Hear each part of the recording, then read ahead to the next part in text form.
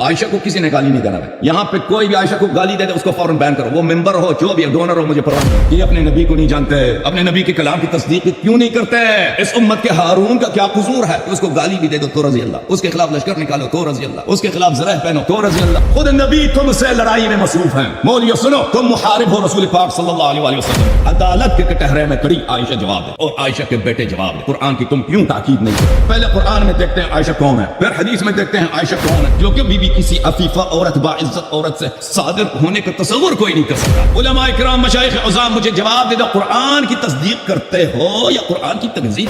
ان آیات پہ کیا تم ایمان لاتے ہو؟ کبھی تم نے ان آیات کی تم نے تفسیر کی اپنے عوام کے لیے صحیح طور پر, یا اس کو موڑ توڑ کے تحریف کر کے پیش کیا؟ مولیو مجھے بتاؤ کیا ہوا کہ قرآن کی تصدیق میں تم ہچکچاتے ہو, بلکہ قرآن کی تصدیق کبھی نہیں. مفتیان محترم مجھے جواب دے دو, مسلمان ہے یا کافر؟ میرا سوال آپ لوگوں سے, مفتیان محترم کیا تم تصدیق کرتے یا دشمنی میں اس تعصب میں تم نے قرآن بھی چھوڑ دے, نبی صلی اللہ علیہ وسلم کو؟ اور میں یہ بتاؤں آپ کو, اس سے مراد یہ نہیں ہے کہ کپ میں دودھ نکال کے ان کو پلا دیں, نہیں, وہ کسی روایت میں نہیں کپ, یہ جھوٹ بولتے ہیں. رضا کا مطلب ہی یہی ہے, التقام الطلب. انہوں نے نہیں فرمایا تھا کہ میرے عورتوں سے میرے بیویوں سے جا کے مسئلے پوچھو, کیونکہ یہ جو ہے مجتہدہ ہے, عائشہ مفتیہ ہے, لوگوں کو مسائل نہیں پتہ, تو اس کی ذمہ داری بنتی ہے. کب نبی صلی اللہ علیہ وسلم نے اس کو, اور یہ صریحاً قرآن کے خلاف ہے, رسول پاک صلی اللہ علیہ وسلم کے فرمان کے خلاف ہے. میں آپ کو دکھاؤں گا کہ عائشہ کے پورے خاندان میں یہ رسم تھا کہ مردوں کو اپنے پستان دینے کا, بڑی عائشہ کی ماں اس میں بڑی مہارت رکھتی تھی. غیرت کا ہے لوگوں میں.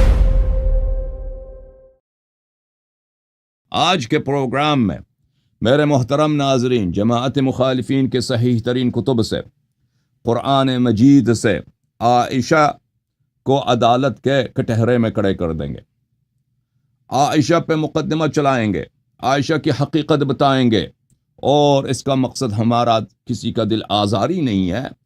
اس سے ہمارا مقصد یہ ہے کہ مسلمان قرآن کی تصدیق کیوں نہیں کرتے. ہمیں سمجھ نہیں آ رہی, یہ معمہ حل نہیں ہو رہا کہ مسلمان مولوی قرآن پڑھتے ہیں پر قرآن کی تصدیق کیوں نہیں کرتے.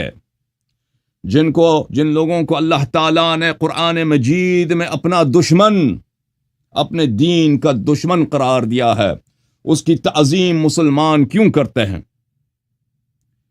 جنہوں نے رسول پاک صلی اللہ علیہ وآلہ وسلم سے غداری کی, ان کی بدنامی کرا دی, ان کی بے عزتی کرنے کی کوشش کر دی, مسلمان ان کی تعظیم کیوں کرتے ہیں؟ کیا کہ کسی اور نبی کے امتی ہیں؟ مجھے بتاؤ, اگر تم مسلمان ہو, تمہارا اگر کوئی اور نبی ہے تو ہمیں سمجھاؤ وہ کون ہے. اگر تمہارا نبی حضرت خاتم الانبیاء والمرسلین محمد ابن عبداللہ صلی اللہ علیہ وآلہ وسلم ہیں تو ان کے والدین کی تکفیر کرتے ہوئے تمہیں شرم نہیں آتی؟ تمہیں ان کے والدین کی تکفیر کرتے شرم نہیں آتی؟ لیکن وہ لوگ جن کو قرآن نے, اللہ نے, رسول صلی اللہ علیہ وآلہ وسلم نے ان سے براءت کا اظہار کیا ہے, ان کی تم تعظیم کرتے ہو.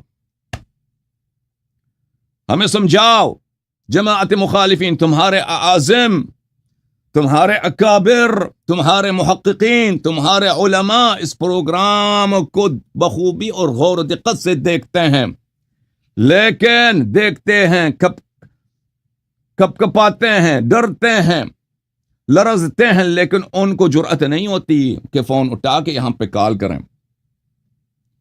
یہ کیا ہے؟ یہ ایک حادثے کے طور پہ اتفاق ایسا ہوا ہے کہ آپ کے علماء کو جواب دینے کی جرأت نہیں ہو رہی. نہیں, یہ اتفاق نہیں ہے, حادثہ نہیں ہے. یہ اس لیے ہے کہ میں حق بولتا ہوں, آپ کے علماء کے پاس جواب نہیں ہے. مذہب حق شمس سے بھی اظہر ہے, سورج سے بھی زیادہ روشن ہے. تم اپنے آنکھوں کو چمگادڑ کی طرف بند نہ کیا کرو. سورج کی طرف دیکھ تو نہیں سکتے, لیکن اس کی روشنی کو ضرور تم دیکھ سکتے ہو, اور دیکھ لو گے انشاءاللہ تبارک و تعالی. میرے محترم ناظرین, عائشہ کون ہے؟ وہ کون سی عورت ہو سکتی ہے جو موسیٰ کے امت میں ہارون کے خلاف لشکر نکالے؟ او بابا, عائشہ کو کسی نے گالی نہیں دینا بھائی. ایڈمن یہاں پہ یاد رکھو, یہاں پہ کوئی بھی عائشہ کو گالی دے دے اس کو فوراً بین کرو. وہ ممبر ہو جو بھی ڈونر ہو, مجھے پرواہ نہیں ہے, بلکہ میں خود اس کو بین کر دیتا ہوں. یہ کون ہے؟ بین کر دیتا ہوں. Hide user in the channel. Sadiq Ali آپ چلے گئے بھائی. ہمیں پرواہ نہیں ہے. اوکے, آپ کوئی گالی دے دے کسی کو, اس یہاں پر عائشہ کو, ابو بکر کو, عمر کو لعنت کرے, گالی دے دے, بدتمیزی, ختم کرو یہاں سے. ہم یہاں پہ اس لیے نہیں آئے کہ گالی دے دیں, اور میں اس بات کی اجازت نہیں دیتا کہ ہمارے چینل پہ کوئی کسی کو گالی دے دے, ٹھیک ہے نا. عائشہ کون ہے؟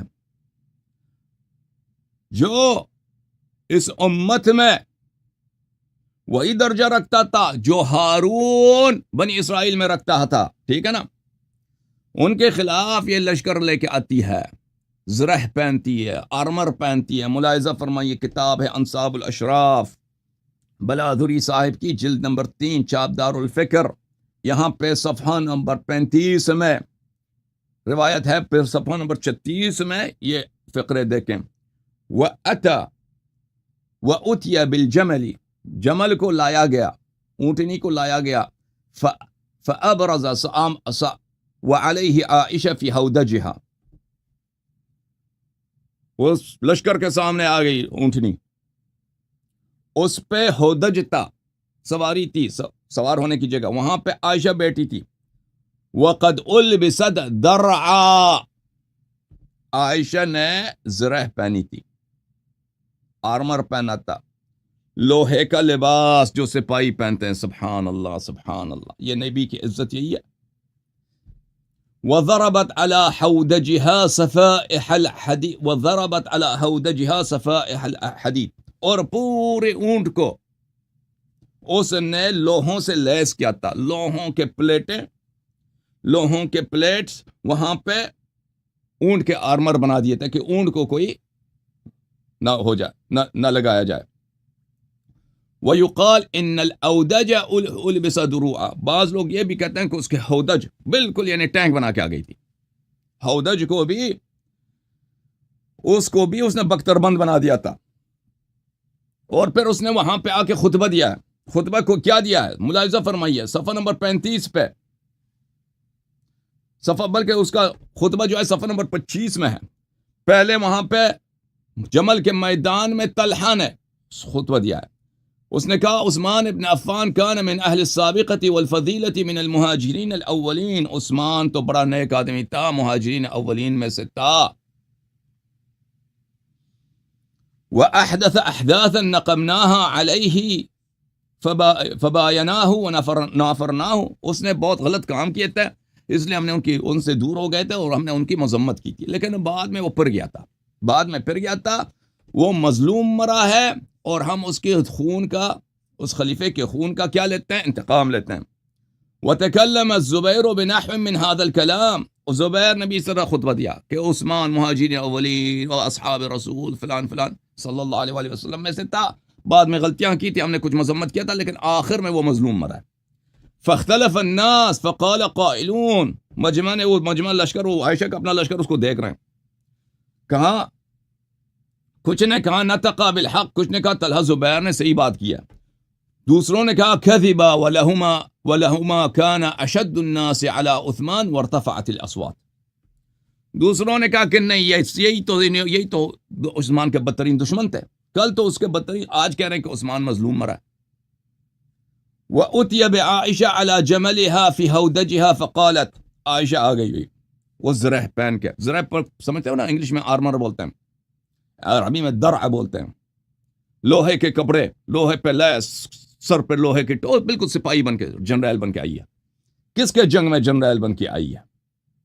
میں بتاؤں گا کس کے جنگ میں, میں بتاؤں گا کس کے جنگ میں جنرل بن کے آئی ہے. فقالت صح فخطبت بلسان ذلق وصوت جہوری, عائشہ کی ایک کوالٹی یہ تھی کہ اس کی آواز جو تھی نا, بالکل آواز بہت موٹی آواز تھی, اس کی آواز بہت بلند آواز تھی نا. بعض لوگ ہوتے ہیں دھیمی آواز, وہ زور سے بول بھی نہیں سکتے, عائشہ ایسے نہیں تھا, قدرتی طور پر اس کی آواز چیخ چیخ کے نکلتی تھی. اس نے کہا خاموش خاموش, صح خاموش. پھر اس نے روان زبان سے اور بلند آواز میں خطبہ دیا ہے. فاسکت لها الناس, لوگوں کو اس کے لیے خاموش کرایا گیا. اس نے کہا کہ عثمان مظلوم مرا ہے. بھلے پھر اس نے کہا کہ عثمان مظلوم مرا ہے تو ہم کیا کرتے ہیں؟ عثمان کے خون کا میں انتقام لینے آئی ہوں، اور اس کے بعد خلافت کو بھی میں شورا بناؤں گا. یہ بیعت جو علی علیہ الصلوۃ والسلام سے ہوئی کوئی نہیں، خلافت کو شورا بناؤں گا. لوگوں میں لڑائی ہوگی، قالوا صدقت وكذبت حتى تضاربوا بالنعال. پھر بھی ان کے اپنے سپاہی والوں نے اس کی بات کو نہیں مانی. اچھا یہ کس کے جنگ میں آئی تھی عائشہ؟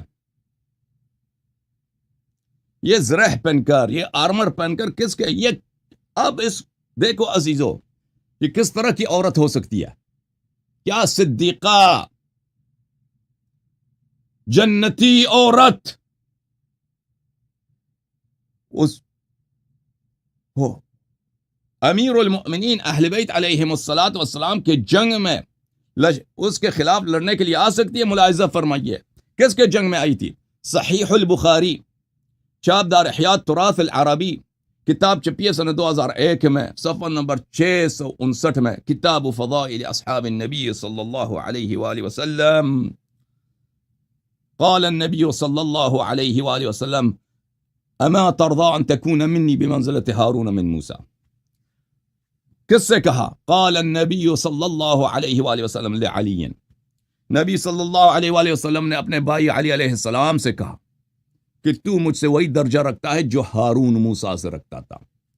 میرے محترم ناظرین، بنی اسرائیل میں اگر کوئی آنکھ اٹھا کے ہارون کی طرف دیکھتا تو وہ کافر ہوتا. پتہ نہیں اس امت کو کیا ہو گیا کہ اپنے نبی کو نہیں جانتے، اپنے نبی کے کلام کی تصدیق کیوں نہیں کرتے. اس امت کے ہارون کا کیا قصور ہے کہ اس کو گالی بھی دے دو تو رضی اللہ، اس کے خلاف لشکر نکالو تو رضی اللہ، اس کے خلاف زرہ پہنو کہ آ جاؤ تو رضی اللہ. کتاب فضائل الصحابہ لأبی عبداللہ احمد ابن محمد ابن حنبل، تحقیق وصی اللہ ابن محمد عباس الاستاذ المشارک بجامعۃ ام القرى بمکہ، حدیث کا پروفیسر، ام القرى یونیورسٹی مکہ مکرمہ میں، کٹار خنزیر وہابی، اس نے اس کتاب کی تحقیق کیا. جزء اول کتاب چھپی ہے سنہ 1999 میں، المملکۃ العربیۃ السعودیہ، ٹیرورزم کے دارالخلافہ میں. یہاں پہ ملاحظہ فرمائیے، یہ صفحہ ہے 796، حدیث نمبر ہے 1092، رجال الاسناد ثقات. یہ حدیث، اس کے سب رجال، اس کا سند بھی متصل ہے، اس کے رجال بھی ثقات ہیں، سند بھی متصل، رجال بھی ثقات. اور یہ حدیث بشرط بخاری اور مسلم بھی صحیح ہے. ایک دفعہ میں نے اسی حدیث کے متعلق 4 گھنٹے عربی زبان میں بات کی تھی کہ حدیث کمر توڑ ہے جماعت عمریہ کے محدثین کے لیے، ذہبی کے لیے، احمد بن حنبل کے لیے، بخاری کے لیے، مسلم کے لیے، ان سب کے لیے کمر توڑ ہے. ان کا منہ کالا کر دیتا ہے. اس حدیث کی وہ کیوں تصدیق نہیں کرتے؟ حالانکہ اس کی سند بھی صحیح ہے، سند بھی متصل ہے، رجال سب بخاری مسلم کے رجال ہیں. کون سی حدیث کیا ہے میرے محترم ناظرین؟ عبداللہ ابن عباس سے روایت ہے، بعثنی النبی صلی اللہ علیہ وآلہ وسلم الى علی بن ابی طالب، رسول پاک صلی اللہ علیہ وآلہ وسلم نے مجھ سے کہا کہ میرے بھائی، میرے لخت جگر، میرے نفس نفیس، میرے روح امیر المؤمنین علیہ الصلاۃ والسلام کو بلاؤ. جب وہ آئے تو کہا انت سید فی الدنیا و سید فی الآخرہ. اے علی سلام اللہ علیہ، انت سید فی الدنیا، تو دنیا میں بھی سردار ہے، جنت میں بھی سردار ہے، یوم قیامت بھی سردار ہے. من احبک فقد احبنی، جو آپ سے محبت کرتا ہے وہ مجھ سے محبت کرتا ہے. وحبیبک حبیب اللہ، جو آپ سے محبت کرتا ہے اللہ اس سے محبت کرتا ہے. اللہ اللہ اللہ. حبیبک حبیب اللہ، وعدوی وعدوک عدوی، اور تیرا دشمن میرا دشمن ہے، تیرا دشمن میرا دشمن ہے. وعدوی عدو اللہ، اور میرا دشمن اللہ کا دشمن ہے. جس نے بھی امیر المؤمنین علیہ السلام کے خلاف تلوار اٹھایا اس نے اللہ کے خلاف تلوار اٹھایا. جس نے بھی امیر المؤمنین علیہ السلام کے خلاف لشکر لے کے آئے وہ رسول صلی اللہ علیہ وسلم کے خلاف لشکر لے کے آیا. رسول کی طرف آنکھ اٹھا کے دیکھو تو کافر، تلوار اٹھا کے جنگ میں آ جاؤ تو کیسے نہیں کافر؟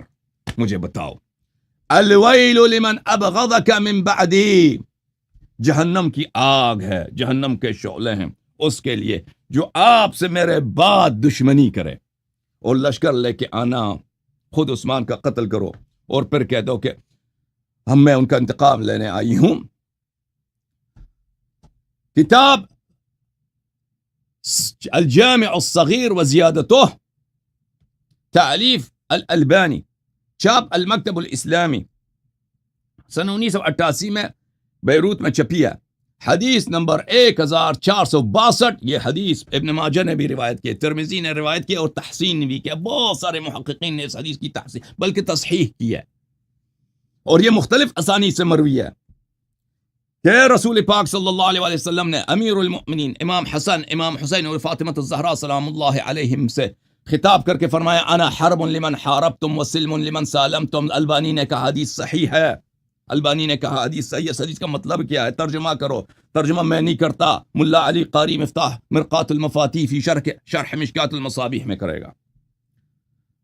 الجزء الحادی عشر، منشورات محمد علی بیضون، دار الکتب العلمیہ، کتاب چھپی ہے سنہ 2001 میں، صفحہ نمبر 308، حدیث نمبر 6154۔ وأن رسول الله صلى الله عليه وسلم قال لعلي وفاطمة والحسن والحسين عليهم السلام أنا حرب لمن حاربهم وسلم لمن سالمهم، رواه الترمذي۔ أنا حرب کا کیا مطلب ہے؟ أي محارب، أي محارب جو پنجتن پاک سے جنگ کرے، وہ مجھے رسول سے جنگ کرتا ہے۔ رسول سے جنگ لڑنا، اللہ سے جنگ لڑنا ہے، اور اس سے بڑا کفر ہو ہی نہیں سکتا بھائی۔ لمن حاربهم جعل نفسه نفس الحرب مبالغة كرجل عدل۔ رسول پاک صلی اللہ علیہ وسلم نے فرمایا انا حرب، نہیں فرمایا انا محارب، مبالغہ کے لیے، تاکید کے لیے۔ کہتے ہیں رجل عادل، یہ شخص عادل ہے، رجل عدل، یہ شخص عدالت ہے۔ جب مصدر کو ذات پر حمل کرتے ہیں، مصدر کو ذات سے نسبت دیتے ہیں، کنٹریبیوٹ کرتے ہیں۔ رجل عدل، عادل مصدر ہے، صفت نہیں ہے، عادل صفت ہے، یہ مرد عدالت ہے، تو اس میں بہت زیادہ مبالغت ہے، گویا کہ عدالت جو ہے مجسم ہوا ہے ایک شخص کی صورت میں۔ رسول پاک صلی اللہ علیہ وسلم خود، ملا علی قاری فرماتے ہیں، رسول پاک صلی اللہ علیہ وآلہ وسلم نے تاکید کے طور پر، مبالغے کے طور پر، کہ میں جنگ مجسم ہوں، میں اگر جنگ، لڑائی، حرب، محاربہ انسان کی صورت میں حاضر، میں وہ لڑائی ہوں، میں وہ جنگ ہوں، میں وہ کارزار ہوں۔ کس کے خلاف؟ ان لوگوں کے خلاف جو میرے بھائی امیر المؤمنین علیہ السلام، فاطمہ الزہرا سلام اللہ علیہا، حسن و حسین سلام اللہ علیہم سے لڑے۔ تو میرے محترم یہی امت تو ہے، یہی امت تو ہے 1430 سال سے پنجتن پاک کے ساتھ لڑائی میں مصروف۔ خود نبی تم سے لڑائی میں مصروف ہیں۔ مولویو سنو، تم محارب ہو رسول پاک صلی اللہ علیہ وآلہ وسلم کے۔ تم جب امیر المؤمنین علیہ السلام سے، پنجتن پاک سے علمی محاربہ کرتے ہو، تو تم رسول پاک صلی اللہ علیہ وآلہ وسلم، اللہ کی ذات سے محاربہ کر رہے ہو۔ یاد رکھو یہ۔ وسلم ای مسالم و مصالح لمن سالمہم، اور میں محبت کرتا ہوں، اور میں پیار کرتا ہوں، اور میں سلامتی ہوں، میں شفیع ہوں ان لوگوں کا جو ان پنجتن پاک علیہم السلام کے ساتھ پیار کرے، محبت کرے، ان کی خدمت کرے، ان کے در پہ نوکر بنے۔ ملاحظہ فرمائیے عزیزو، یہ ایک مقدمہ میں نے آپ کی خدمت میں پیش کیا کہ ایک ایسی عورت جس کی تاریخ انکار نہیں کر سکتا کہ اس نے اس امت کے ہارون کے خلاف لشکر لے کے آئی اور لوگوں کو للکارا کہ اس سے جہاد کرو۔ یہ کیسی عورت ہو سکتی ہے؟ عدالت کے کٹہرے میں کڑی عائشہ جواب دے، اور عائشہ کے بیٹے جواب دے، قرآن کی تم کیوں تاکید نہیں کرتے؟ اللہ تعالیٰ نے قرآن مجید فرقان حمید میں فرمایا، پہلے قرآن میں دیکھتے ہیں عائشہ کون ہے، پھر حدیث میں دیکھتے ہیں عائشہ کون ہے، پھر اس کے کرتوت، اس کے اقوال، اس کے افعال۔ سبحان اللہ نستجیر باللہ، جو کبھی بھی کسی عفیفہ عورت باعزت عورت سے صادر ہونے کا تصور کوئی نہیں کر سکتا. یہ کون ہے؟ اہل بیت علیہم الصلاۃ والسلام کے دشمن صدیق نہیں ہو سکتے. اہل بیت علیہم الصلاۃ والسلام کے دشمن صدیقہ نہیں ہو سکتی. اہل بیت علیہم الصلاۃ والسلام کے دشمن وہی ہو سکتے ہیں جن کو اللہ نے قرآن میں ان سے برات کا اظہار کیا ہے. مولیو اٹھو، تم مرد ہو، تم میرے استدلالات کا جواب دے دو. میں قرآن سے دلیل لے کے آتا ہوں. تم کیا میں پہلا سوال مولویوں سے پہلا سوال، عوام سے مجھے کام نہیں. عوام میرے بھائی ہیں، ان کو پتہ نہیں ہے، بیچاروں کو بیوقوف بنایا جا رہا ہے. میرا پہلا سوال مولویوں سے، او مولویوں، علماء کرام، مشائخ عظام، مجھے جواب دے دو. قرآن کی تصدیق کرتے ہو یا قرآن کی تکذیب کرتے ہو؟ اور تمہیں کیا ہو گیا؟ قرآن کی تائید کرتے ہو یا قرآن کی تکذیب کرتے ہو؟ تو آئیے دیکھتے ہیں کہ اللہ تعالیٰ نے عائشہ کے متعلق، اس میں تو کوئی نزاع ہی نہیں ہے کہ یہ آیات عائشہ کے متعلق ہیں. ان آیات کی کیا تم تائید کرتے ہو؟ ان آیات پہ کیا تم ایمان لاتے ہو؟ کبھی تم نے ان آیات کی تم نے تفسیر کی اپنے عوام کے لیے صحیح طور پر، یا اس کو موڑ توڑ کے تحریف کر کے پیش کیا؟ قرآن مجید فرقان حمید. ضرب اللہ مثلا للذین کفروا امرأة نوح وامرأة لوط كانتا تحت عبدين من عبادنا صالحين فخانتاهما فلم يغنيا عنهما من الله شيئا وقيل ادخلا النار مع الداخلين. ترجمے تم خود دیکھ لینا، مختلف لوگوں نے ترجمے کیا. کیا چلو میں آپ کا ایک ترجمہ پڑھ لیتا ہوں، اپنا ترجمہ نہیں سناتا آپ کو. طاہر قادری نے کیا ترجمہ کیا؟ اللہ نے ان لوگوں کے لیے جنہوں نے کفر کیا ہے، نوح علیہ السلام کی عورت اور لوط علیہ السلام کی عورت واہلہ اور واعلہ کی مثال بیان فرمائی ہے. تو واہلہ اور واعلہ کافروں کے لیے مثال ہے. وہ کافر کون ہے؟ وہ کافر کون ہے؟ جو شبیہ ہیں. اوے مثال بیان کی نا، کوئی مثلت بھی ہو، کوئی مماثلت بھی ہو. وہ کافر کون ہے؟ وہ کافر کون ہے بھائی؟ آپ ہیں، امریکہ والے ہیں. اوے امریکہ والوں کی کب شادی ہوئی ہے کسی نبی سے؟ اور ہندو عورتیں ہیں، ان کی کب شادی ہوئی تھی کسی نبی سے؟ وہ کون کافر ہیں؟ جن کی مثال، جن کی شبیہ، جو مماثلت رکھتی ہیں نوح علیہ السلام کی بیوی سے اور لوط علیہ السلام کی بیوی سے. وہ کون ہے؟ اور بھائی دیکھو سورہ تحریم میں کسی کا نزاع ہے ہی نہیں کہ سورہ جو ہے عائشہ کی مذمت میں نازل ہے اور حفصہ کی مذمت میں نازل ہے. تم کیوں اس کا تصدیق نہیں کرتے مولویو؟ تمہارا امام عثمان تو اس کی تصدیق کرتا تھا. یہ ملاحظہ فرمایا المحصول فی علم اصول الفقہ تعلیف محمد ابن عمر ابن حسین الرازی، الجزء الرابع، چاپ مؤسسۃ الرسالہ، یہاں پر صفحہ نمبر 343 میں روایت کرتے ہیں ان عثمان اخر عن عائشہ بعض ارزاقها فغضبت. عثمان نے عائشہ کی تنخواہ کم کر دی، اس کی عطا کم کر دی، اس کا رزق کم کر دیا بیت المال سے. عائشہ کو غضب آیا.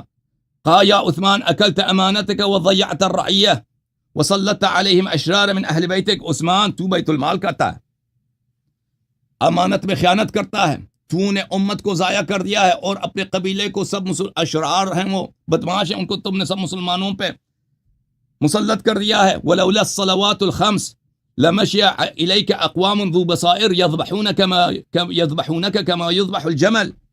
اور اگر تو صرف تجھ میں اتنا اسلام ہے کہ بس تو نماز پڑھتا ہے، باقی تو دین سے نکل گیا.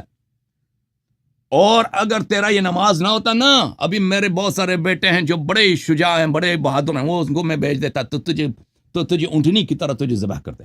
اونٹ جب ذبح ہوتا ہے نا، نہر دیکھا آپ نے اونٹ کا جب نہر ہوتا ہے، وہ اس میں بہت رقت ہوتی ہے کیونکہ اونٹ لمبا ہوتا ہے، اس کو چاقو یہاں پہ مارتے ہیں، وہ کڑا ہوتا ہے، پھر وہ اس سے خون بہتا ہے، وہ بہت تڑپتا ہے. تجھے اونٹ کی طرح ہم ذبح کرتے ہیں. خود عائشہ کہہ رہی ہے اس کو. تو جواب میں عثمان نے کہا فقال عثمان ضرب اللہ مثلا للذین کفروا امرأة نوح وامرأة لوط. عثمان نے جب عائشہ نے اس کو قتل کرنے کی دھمکی دیا تھا، اس کے مقابلے میں یہ آیت تو پڑھی تھی عثمان نے. فكانت عائشة تحرض عليه جهدها وطاقتها وتقول أيها الناس هذا قميص رسول الله صلى الله عليه وسلم يبله وقد بليت سنته اقتلوا نعثلا قتل الله نعثلا. اس کے بعد عائشہ اپنی پوری طاقت لگا دی اس نے عثمان کو نیچے لانے کے لیے، اور کہتے رسول پاک صلی اللہ علیہ وسلم کی قمیض لوگوں کو دکھاتی تھی کہ دیکھو یہ قمیص پیغمبر کی ہے، یہ قمیص ابھی تک یہ پرانی نہیں ہوئی، لیکن سنت کو ان لوگوں نے تباہ کر دیا ہے۔ سنت ابھی قمیص تباہ ہونے سے پہلے سنت تباہ ہو گئی ہے۔ اقتلوا نعثلا، اس بڈھے کمینے کو قتل کرو، یہ بڈھا کمینہ اس کو قتل کرو۔ نعثل ایک یہودی عالم کا نام تھا مدینے میں، لمبی داڑھی تھی، عثمان سے اس کی شکل ملتی تھی، تو اس نے عثمان کا نام نعثل رکھا تھا۔ اس کے بعد جب ثم ذهبت الى مکہ، پھر عائشہ چلا، عثمان کے قتل وقت وہ مکے میں تھی حج کرنے کے لیے، وقربت من المدینہ تھی، مدینہ واپس آنے لگی، مدینہ کے قریب پہنچ گئی، اخبرت بقتل عثمان کے قتل ہونے کی خبر اس کو پہنچی ہے۔ تاریخ طبری وغیرہ میں لکھی کہ کتنی خوش ہو گئی، کتنی خوش ہو گئی کہ کہتے واہ واہ واہ واہ واہ واہ عثمان قتل ہو گیا۔ پھر اس کو جب پتہ چلا ماذا ثم ماذا فقالوا بايع الناس علی ابن ابی طالب علیہ السلام، تو لوگوں نے کہا کہ علی ابن ابی طالب علیہ السلام سے بیعت ہو گئی، او سر پکڑ کے بیٹھ گئی، اوے عثمان مظلوم مر گیا، عثمان مظلوم مرا ہے۔ فقالت قتل عثمان والله مظلوما وانا طالبة بدمه والله ليوم من عثمان خير من علي الدهر كله۔ اس نے کہا نہیں، اب میں عثمان کے قتل کا جو ہے مطالبہ کروں گی، اور عثمان بڑا نیک آدمی تھا۔ اچھا، کہنے کا مقصد یہ ہے میرے محترم ناظرین کہ خود عثمان تمہارے خلیفے نے اس آیت کو عائشہ کی مذمت کے لیے اس کی تقریر، اس کی تائید کیا، لیکن وہ زیادہ اہم نہیں ہے ہمارے پاس، یہ عثمان نے کیا ہے، اللہ کی آیت ہے، اس میں کوئی اختلاف ہی نہیں ہے کہ یہ آیات جو ہیں عائشہ کی مذمت میں ہیں۔ ملاحظہ فرمائیے کہ میں بہت اختصار کے ساتھ یہ باتیں پیش کر رہا ہوں، کیونکہ میں رضاعت الکبیر کی طرف جانا چاہتا ہوں۔ معانی القرآن تالیف ابی زکریا یحیی بن زیاد الفرا، متوفى سنہ 207، الجزء الثالث، چاپ عالم الکتب، یہ عربیت میں فرا، اس کا ثانی نہیں ہے، اور علم تفسیر وغیرہ میں یہ مانے ہوئے خبیر ہیں، عالم ہیں، علامہ ہیں۔ صفحہ نمبر 159 میں ضرب اللہ مثلا للذین کفروا امرأة نوح وامرأة لوط، وہ کون کافر ہیں جن کی شباہت زوجی نوح اور زوجی لوط علیہم السلام سے، وہ کون کافر ہیں؟ هذا مثل اريد به عائشہ وحفصہ فضرب لهم المثل، یہ جو مثال دی گئی ہے یہ عائشہ اور حفصہ کے لیے، فضرب لهم المثل، عائشہ اور حفصہ کے لیے اللہ تعالیٰ نے ایک شباہت بیان کی ہے، ایک مثل بیان کی، ایک شبیہ بیان کی، امرأة نوح و امرأة لوط۔ اب تم خود بولو، یہ شیعوں کی کتاب ہے؟ اور بھائی یہ فرا شیعہ تھا، یہ شیعہ کہاں شیعہ تھا؟ یہ کتاب نہایت العرب فی فنون الادب، تالیف شہاب الدین احمد بن عبد الوہاب النویری، الجزء السابع، چاپ منشورات محمد علی بیضون دار الکتب العلمیہ، صفحہ نمبر 52۔ واما التعریض، تعریض کس کو بولتے ہیں؟ تعریض بولتے ہیں عزیزو کنایے کو، عفواً پیج مس ہو گئے بھائی۔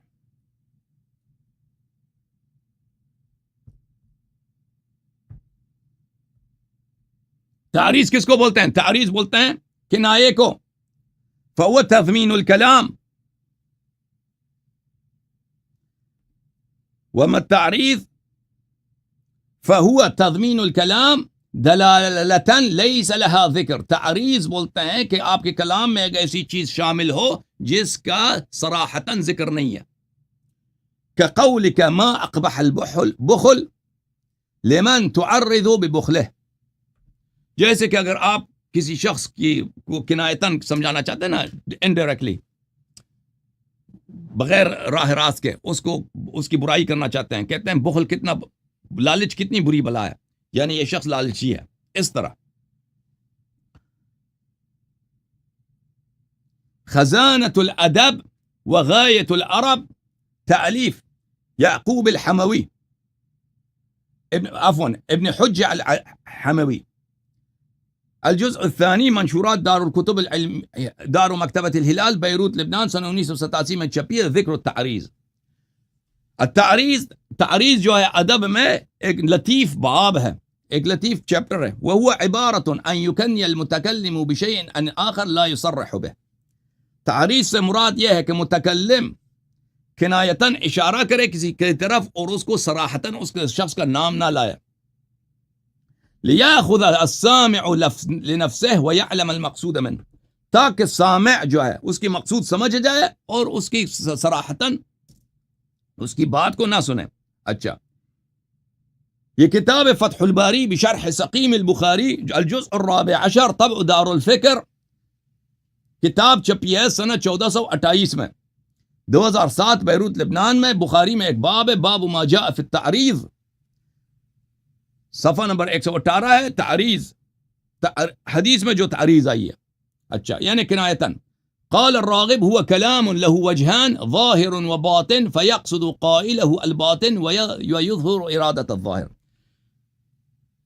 کلام وہ کلام ہے کہ اس کے دو چہرے ہیں، دو وجہ ہیں، ظاہر باطن. متکلم باطن کا ارادہ کرتا ہے لیکن صراحت ظاہر کا کرتا ہے. اب جب تعریض کا مطلب آپ کو پتہ چلا تو آپ جماعت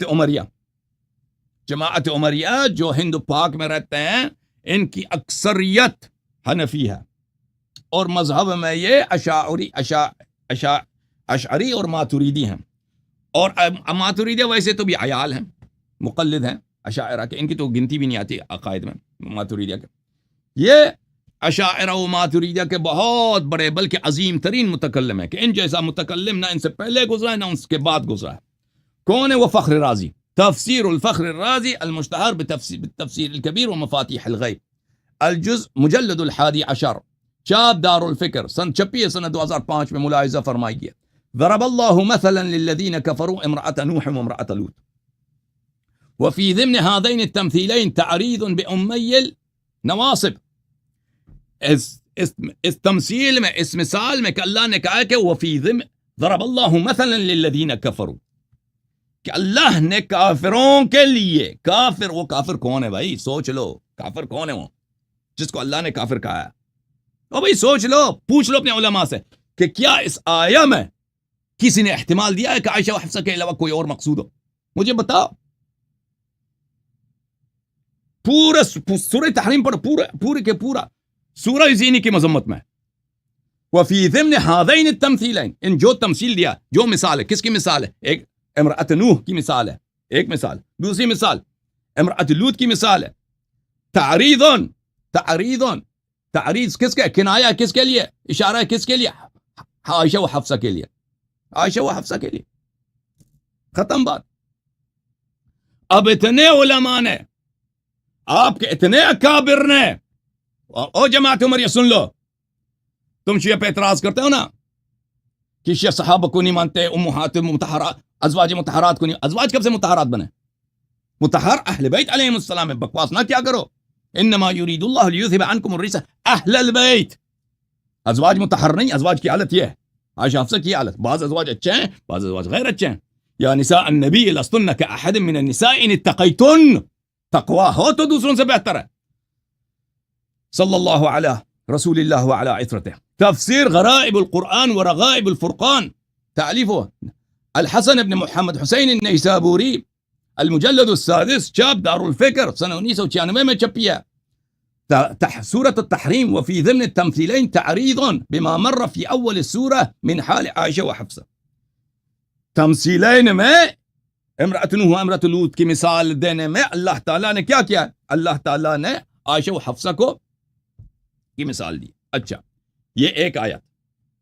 عائشہ قرآن کے عدالت میں، عائشہ پھر قرآن کی عدالت میں. وہی اگر ہم یہ بحث عائشہ قرآن کو ہم تفصیل سے شروع کر دیں تو یہ تو ختم نہیں ہونے والی. اختصار کے ساتھ آپ کی خدمت میں پیش کرتے ہیں. اللہ تعالیٰ کا فرمان ہے، ان تتوبا الی اللہ فقد صغت قلوبکما وان تظاہرا علیہ فان اللہ مولا. اس آیت میں دو باتیں عائشہ حفصہ کے لیے. ایک ہے کہ ان کا قلب ٹیڑھا ہے، ان کا دل ٹیڑھا ہے.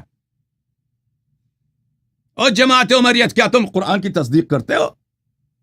علماء، مشائخ، مجھے بتاؤ کیا تم قرآن کی تصدیق کرتے ہو؟ ایک دن آ کے یہاں پہ شہادت دے دو کہ ہم تصدیق کرتے ہیں کہ عائشہ کا قلب ٹیڑھا ہے، اس کا دل ٹیڑھا ہے. تصدیق کرو نا، ایک دن ہم دیکھیں کہ آپ قرآن کو مانتے ہو. تصدیق کرو نا ایک دن. او مشائخ، سپاہی صحابہ والے، ایک دن قرآن کی تصدیق کرو، ہم دیکھ لیں کہ آپ قرآن کو مانتے ہو. دو باتیں اس آیہ میں، ایک کہ عائشہ اور حفصہ کا دل ٹیڑھا ہے، تصدیق کبھی نہیں کریں گے، اللہ کے کلام کو جھٹلائیں گے، اپنے آپ کو مسلمان کہتے ہیں.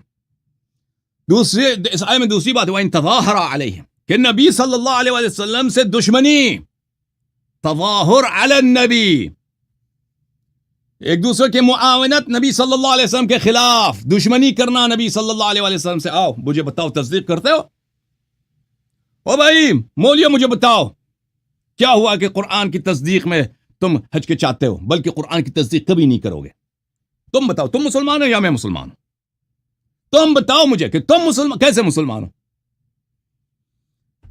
جامع البیان عن تأویل آیات القرآن المجید، یہ جلد کون سی ہے؟ جلد نمبر 28، چاپ دار الفکر، کتاب چھپی ہے سنہ 2009 بیروت لبنان میں.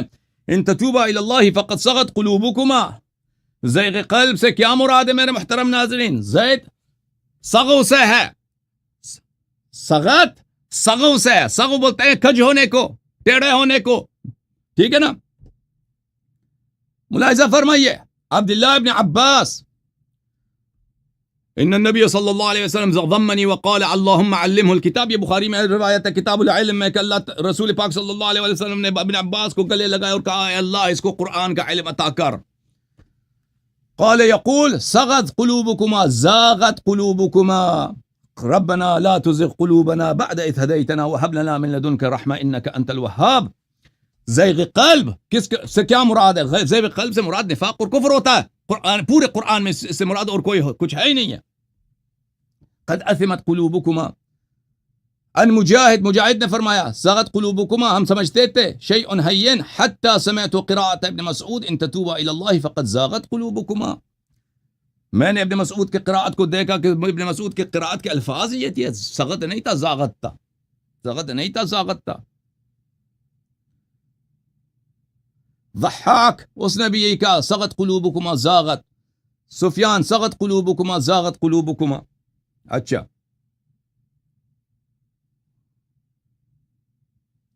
اب جماعت عمریہ جب اس کی آیا کا ترجمہ کرتے ہیں تو کس طرح ترجمہ کرتے ہیں؟ ٹھیک ہے نا؟ وہ کہیں گے کہ بھئی قلب جو ہے جھک گیا ہے، ان کا دل جھک گیا ٹیڑھا نہیں. آپ اردو تراجم دیکھیں جماعت عمریہ کے تراجم نہیں کہیں گے کہ زیغ کا مطلب جھکنا تو نہیں ہوتا، ٹیڑھا ہونا ہے. ٹھیک ہے نا؟ ربنا لا تزغ قلوبنا بعد اذ ہدیتنا، وہاں پہ کس طرح ترجمہ کرتے ہو؟ اچھا یہ پہلا فقرہ ہے اس جملے میں، اس آیہ میں جماعت عمریہ تصدیق نہیں. دوسرا فقرہ کیا ہے اس آیہ مبارکہ میں؟ ان تظاہر علیہ، نبی کریم صلی اللہ علیہ وسلم کے خلاف دشمنی کرنا. ملاحظہ فرمائیے ان تتوبا الی اللہ فقد صغت قلوبکما، یہ فقرہ ہم نے اس کی بات کی. وان تظاہر علیہ، نبی کریم صلی اللہ علیہ وسلم سے دشمنی کرنا. کس نے شہادت دیا؟ قرآن نے. کس کے متعلق؟ عائشہ حفصہ کے لیے. اس کا ترجمہ کیسا ہے محترم ناظرین؟ ملاحظہ فرمائیے یہ جو ناگڑی صاحب کا ترجمہ ہے، یہ جالندری کا، یہ احمد علی کا، یہ احمد رضا خان کا، اور یہ ابو العلا مودودی کا ترجمہ ہے. ان تظاہر علیہ، اور اگر تم نبی صلی اللہ علیہ وسلم کے خلاف ایک دوسرے کی مدد کرو گی، اس کے خلاف، ہاں اس کی مخالفت میں ایک دوسرے کے ساتھ منصوبہ بنا کر، تظاہر کا مطلب ہوتا ہے ایک دوسرے کا مدد دینا، لیکن تظاہر کے ساتھ جب علا آ جاتا ہے اس کے بعد اس کے معنی بدل جاتے ہیں. کسی کی دشمنی میں ایک دوسرے کی مدد کرنا. اور اگر پیغمبر کی ایذا پر باہم اعانت کرو گی، اور اگر تم آپ کے خلاف ایک دوسرے کی مدد کرو گی، یہ ترجمہ احمد علی کا اور احمد رضا خان، اگر ان پر زور باندھو، نبی کریم صلی اللہ علیہ وسلم پہ زور باندھنے کی بات ہو رہی ہے. ٹھیک ہے نا؟ ابو العلا مودودی، اگر نبی کے مقابلے میں تم نے باہم جتہ بندی کی، یعنی باہم جتہ بندی سے مراد ہو سکتا ہے، مجھے نہیں معلوم جتہ بندی کس کو بولتے ہیں، مجھے لگتا ہے یہی کہ آپس میں ساتھ دینا، معاونت کرنا نبی کریم صلی اللہ علیہ وسلم کے خلاف. اچھا یہاں پہ واضح طور پہ اللہ نے شہادت دی ہے کہ ان لوگوں نے تظاہر کیا، ایک دوسرے کا ساتھ دیا. کس کے مقابلے میں؟ نبی صلی اللہ علیہ وسلم کے مقابلے میں.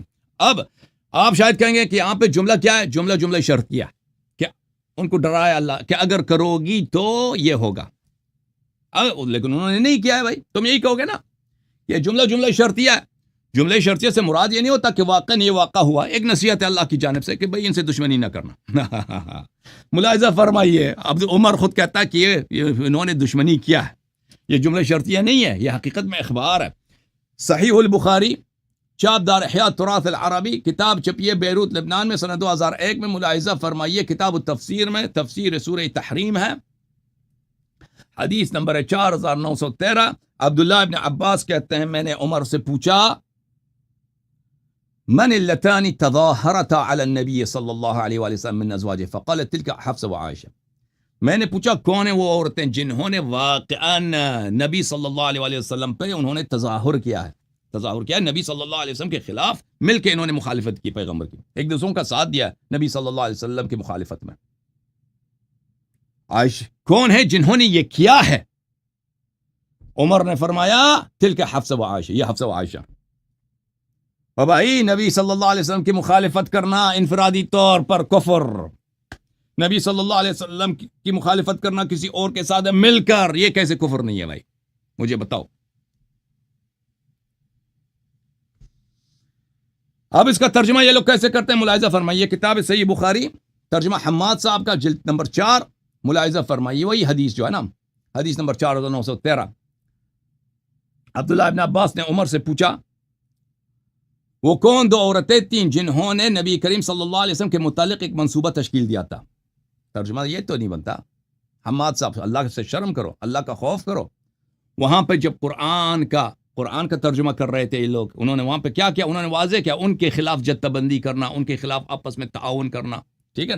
نبی صلی اللہ علیہ وسلم کی اذیت و ایذا کے لیے آپ ایک دوسرے کا ساتھ دینا. آپ نے ترجمے دیکھا نا, لیکن وہاں پہ کیونکہ عائشہ حفصہ کا نام نہیں تھا, لیکن یہاں پر وہی سورہ تحریم ہے, بخاری ہے, سورہ تحریم کی تفسیر ہے, اسی آیت کی تفسیر ہے, لیکن یہاں پر حدیث میں کیوں کہ عائشہ حفصہ کا نام ہے تو اس کو ترجمہ توڑ کے کریں. وہ کون تھے جنہوں نے نبی صلی اللہ علیہ وسلم کے متعلق ایک منصوبہ بنایا تھا؟ یہ تفسیر تو نہیں آیا, ترجمہ نہیں ہے. بہرحال انہوں نے بتایا کہ وہ سیدہ حفصہ اور عائشہ تھی. ایک اور ترجمہ دے کے میرے محترم ناظرین کہ ان کے مولویوں کو خوب پتہ ہے کیا الفاظ کیا ہیں, حدیث کے الفاظ کیا ہیں, کس قرآنی آیت کی طرف یہ حدیث جا رہی ہے, لیکن ترجمہ یہ غلط کرتے ہیں اپنے عوام تاکہ پتہ نہ چلے کہ عائشہ کون ہے. صحیح بخاری جلد نمبر ہے بھائی کون سی؟ جلد 7, مترجم محمد ناصر الدین ناصر المدنی عطاری, کتاب چھپی ہے پروگریسو بکس میں. اوکے, یہاں پر صفحہ نمبر 116 حدیث نمبر 4913 ترجمہ. میں نے کہا اے عمر, نبی کریم صلی اللہ علیہ وآلہ وسلم کے ازواج میں سے وہ کون سی دو ہیں جنہوں نے آپس میں مشورہ کیا تھا؟ سبحان اللہ, لعنت اللہ علیک یا مولی عطاری. ترجمہ یہی بنتا ہے تظاہرا من المرأتان اللتانی. بلی الفاظ کیا ہیں؟ من اللتان تظاہرتا علی النبی صلی اللہ علیہ وآلہ وسلم من ازواجہ. تظاہرتا علی النبی, آپس میں مشورہ کیا تھا. اس کا تظاہر کا مطلب کس نے کہا مشورہ ہوتا ہے؟ جنہوں نے قرآن کا ترجمہ کیا انہوں نے کیوں نہیں کہا کہ ترجمہ ہوتا ہے, اس کا ترجمہ ہوتا ہے مشورہ کرنا, اس کا مطلب ہوتا ہے ان سے دشمنی کرنا. ملاحظہ فرمائیے قرآن میں اور جگہ بھی استعمال ہوا ہے. بنی اسرائیل کے متعلق سورہ مبارکہ بقرہ آیہ نمبر ہے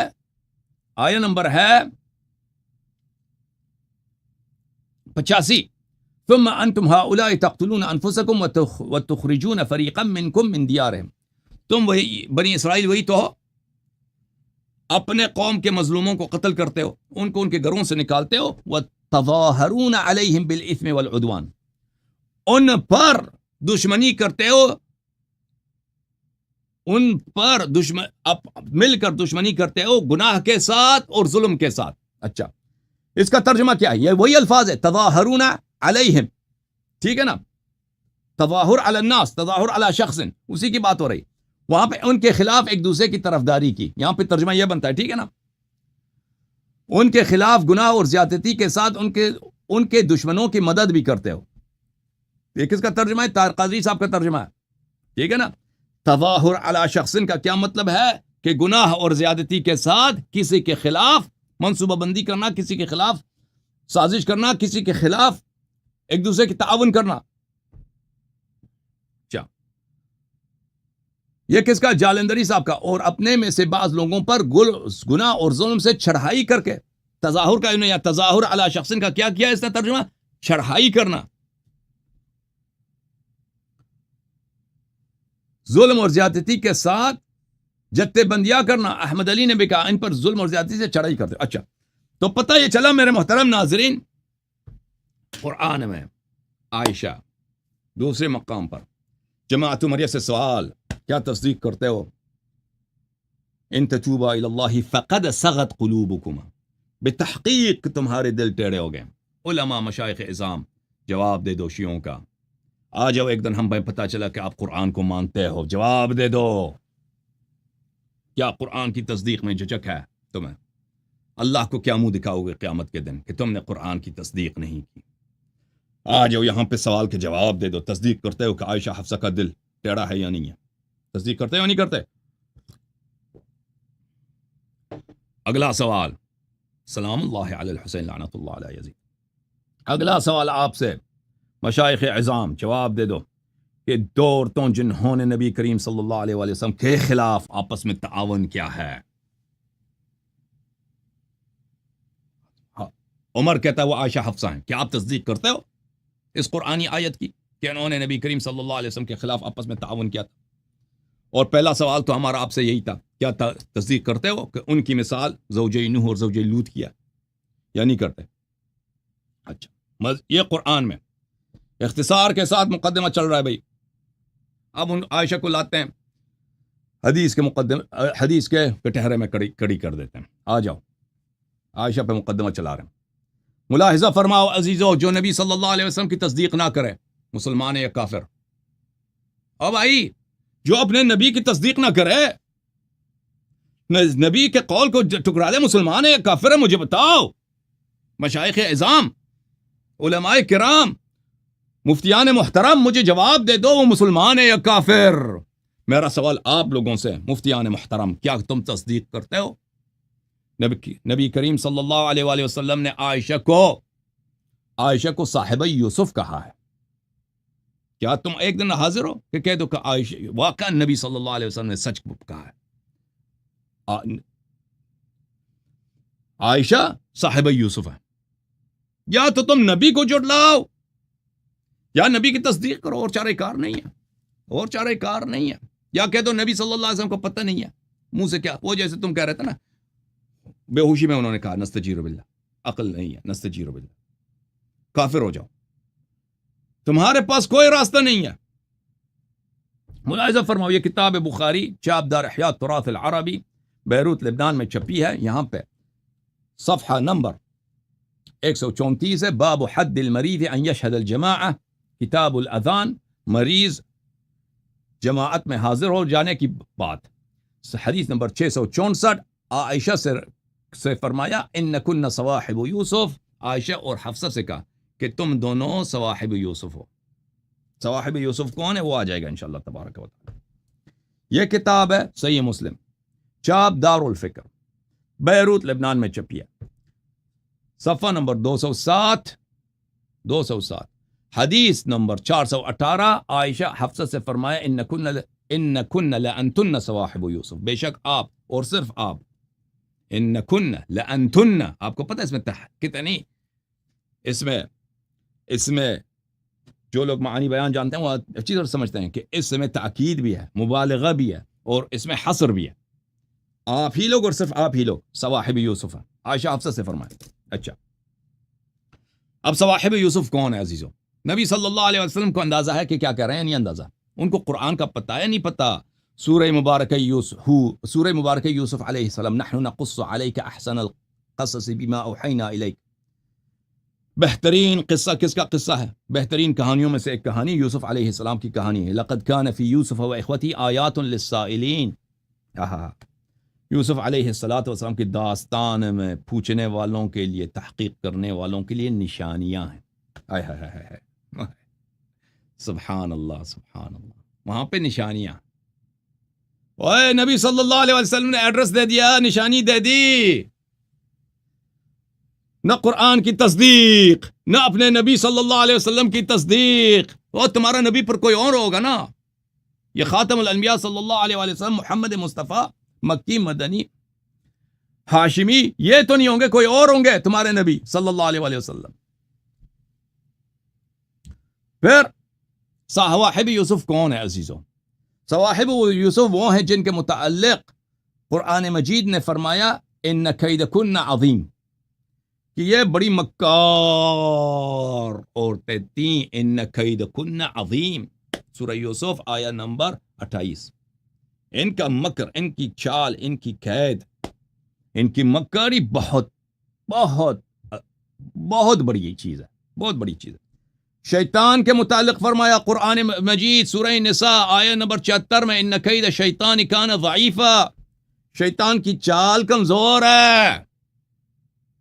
ہائے ہائے ہائے، شیطان کی چال کمزور ہے، شیطان کا مکر ضعیف ہے، کمزور ہے۔ کید کن عظیم، سواحل یوسف کی چالاکی مکاری عظیم ہے، شیطان سے بھی بدتر، شیطان سے بھی بڑا تمہارا دشمن، تمہارے دین پہ ڈاکہ ڈالنے والے کون ہے؟ صواحب یوسف۔ صواحب یوسف کون ہے؟ یوسف کے ساتھ انہوں نے کیا کیا؟ یوسف کے ساتھ انہوں نے یہی کیا کہ انہوں نے یوسف علیہ السلام نے رب سے التجا کیا کہ اے رب السجن احب الی مما یدعوننی الیہ، اے میرے رب مجھے اس بادشاہی کے محل سے زندان زیادہ پسند ہے، مجھے جیل پسند ہے، مجھے جیل کے قفس میں، اس کے کیج میں ہونا پسند ہے، یہاں ان کا مکر میں برداشت نہیں کر سکتا۔ اتنی شدید دشمنی، اتنی شدید دشمنی۔ تو صواحب یوسف کون ہے میرے محترم ناظرین؟ اور نبی صلی اللہ علیہ وآلہ وسلم عائشہ سے انہوں نے فرمایا تو صاحب یوسف ہے، تم تصدیق کرتے ہو نہیں کرتے؟ تصدیق کرتے ہو نہیں کرتے بھائی؟ ملاحظہ فرمائے فتح الباری بشرح ثقیب البخاری الجزء الثانی، چاپ دار الفکر، صفحہ کتاب چھپی ہے 1428 2007 دار الفکر بیروت لبنان میں، صفحہ نمبر 289 میں ملاحظہ فرمائیے نبی صلی اللہ علیہ وآلہ وسلم نے کہا ان کن صواحب یوسف ان المخاطب له حينئذ حفصہ بنت عمر بامر عائشہ۔ نبی کریم صلی اللہ علیہ وآلہ وسلم کو اس وقت ان سے کون بات کر رہی تھی؟ نبی کریم صلی اللہ علیہ وآلہ وسلم سے، حفصہ عائشہ کے کہنے پر عائشہ نے حفصہ کو سکھایا کہ اس طرح بولو، وہ بول رہی تھی تو نبی صلی اللہ علیہ وسلم نے کہا کہ تم لوگ صواحب یوسف ہو۔ وصواحب جمع صاحبہ وهذا الخطاب وإن كان بلفظ الجمع فالمراد به واحد وهي عائشة فقط۔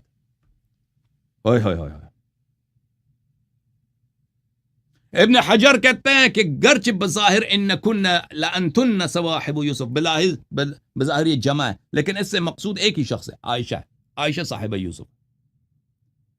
لیکن یہاں پہ وہ خود کہہ رہا ہے کہ یہاں پہ حفصہ بھی تھا، حفصہ بھی وہ سب اس ماجرا میں شریک ہے، حفصہ کو کیوں تم نکال رہے ہو؟ بہرحال ہمارا مقدمہ ثابت ہے۔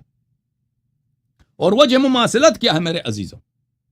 یا تو نبی صلی اللہ علیہ وسلم کو نہیں پتا، یا نبی صلی اللہ علیہ وآلہ وسلم کو پتا ہے۔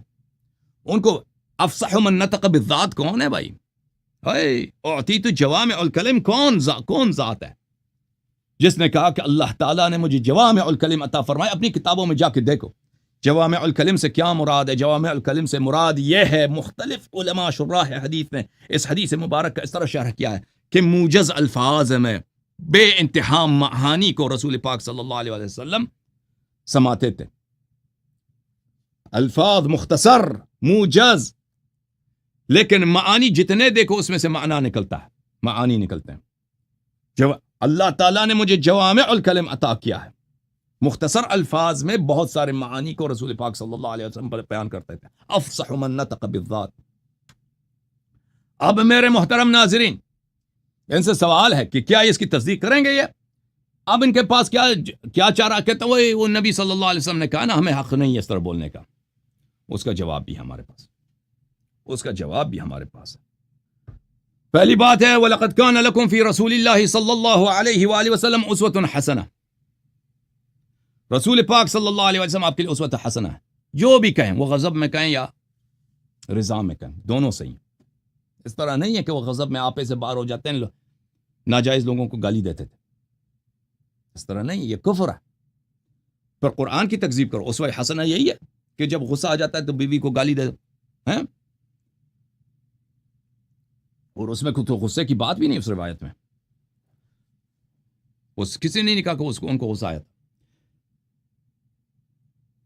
نبی کریم صلی اللہ علیہ وآلہ وسلم قل ان کنتم تحبون اللہ فاتبعونی یحببکم اللہ ویغفر لکم ذنوبکم واللہ غفور رحیم، اگر تم اللہ کو مانتے ہو، اللہ سے محبت کرتے ہو اتبعونی، میری اتباع کرو، یحببکم اللہ، میری اتباع کرو گے تو اللہ تم سے محبت کرے گا۔ اتباع کا تقاضا یہی ہے کہ تم بھی بولو عائشہ صاحبہ یوسف ہے۔ اتباع کا اللہ نے جب کہہ دیا کہ تم اگر اتباع کرو گے اللہ تم سے محبت کرے گا، وَيَغْفِرْ لَكُمْ ذُنُوبَكُمْ، تمہارے گناہوں کو معاف کرے گا، واللہ غفور و رحیم ہے، تو کیوں اتباع نہیں کرتے، کیوں تصدیق نہیں کرتے اپنے نبی صلی اللہ علیہ وسلم کی؟ بتاؤ تمہارا کوئی اور نبی ہے؟ اگر نبی یہی محمد عربی صلی اللہ علیہ وآلہ وسلم ہے تو تصدیق کرو، تصدیق کرو۔ میرے محترم ناظرین، یہ کہتے ہیں یہ ان باتوں کے جواب میں ابو بکر عمر کا جو کی مذمت ہے قرآن مجید میں، عائشہ کی مذمت میں، یہ کیا کرتے ہیں؟ ہمیشہ ان کا فرار یہ ہوتا ہے کہ دیکھو اللہ تعالیٰ نے نبی صلی اللہ علیہ وسلم کی بھی قرآن میں مذمت کیا، اللہ نے بھی ان کی مذمت کیا، تو پھر تو ہم تو نبی صلی اللہ علیہ وسلم کی مذمت تو نہیں کر سکتے، اسی طرح نبی نے عائشہ کی مذمت کی، ہم ان کی مذمت نہیں کر سکتے۔ واہ سبحان اللہ، سبحان اللہ۔ یہ ہمیشہ ان کا فرار ہوتا ہے کہ اگر آپ عائشہ کی کوئی برائی بیان کریں نا، وہی برائی وہ نبی صلی اللہ علیہ وسلم سے نسبت دیتے ہیں تاکہ پھر آپ کچھ نہ کہہ سکیں۔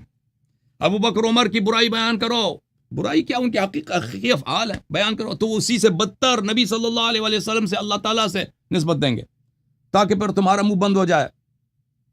لیکن یہ ایک بکواس ہے محترم ناظرین، ملاحظہ فرمائیے، کتاب الاتقان فی علوم القرآن، چھاپ دار الفکر بیروت لبنان، النوع الحادی والخمسون فی وجوہ مخاطباتہ، قرآن مجید میں مخاطبات کے اقسام، بہت سارے اقسام بتائیں، اس میں سے مخاطبہ نمبر 23 یہ ہے۔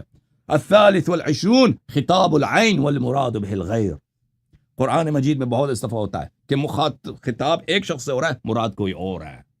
ایاک عنی واسمعی یا جارہ، ایک عرب شاعر آیا تھا نا، ایک عرب شاعر تھا اس کے ہاں کوئی خوبصورت عورت مہمان بن گئی، تو وہ اس کی بڑی حسن سے وہ متاثر ہوا تھا، وہ عرب جو شاعر تھا، اس نے اس مہمان پہ وہ تو کچھ نہیں کہہ سکتا، عرب تو مہمان نواز ہوتے ہیں،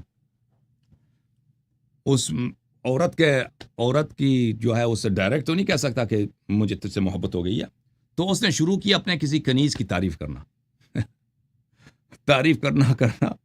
تو اس کا قصیدہ ہے، تو آخر میں اس کو جب احساس ہوا کہ یہ جو ہے جس کی میں تعریف کر رہا ہوں حقیقت میں اس کو اندازہ نہیں ہو رہا جو مہمان ہے، تو پھر اس نے یہی کہا ایاک عنی واسمعی یا جارہ، ایاکی عنی واسمعی یا جارہ، کہ میرا خطاب تجھ کنیز سے ہے لیکن وہ فلانا تو سن لے، پڑوسی سن لے، اوکے؟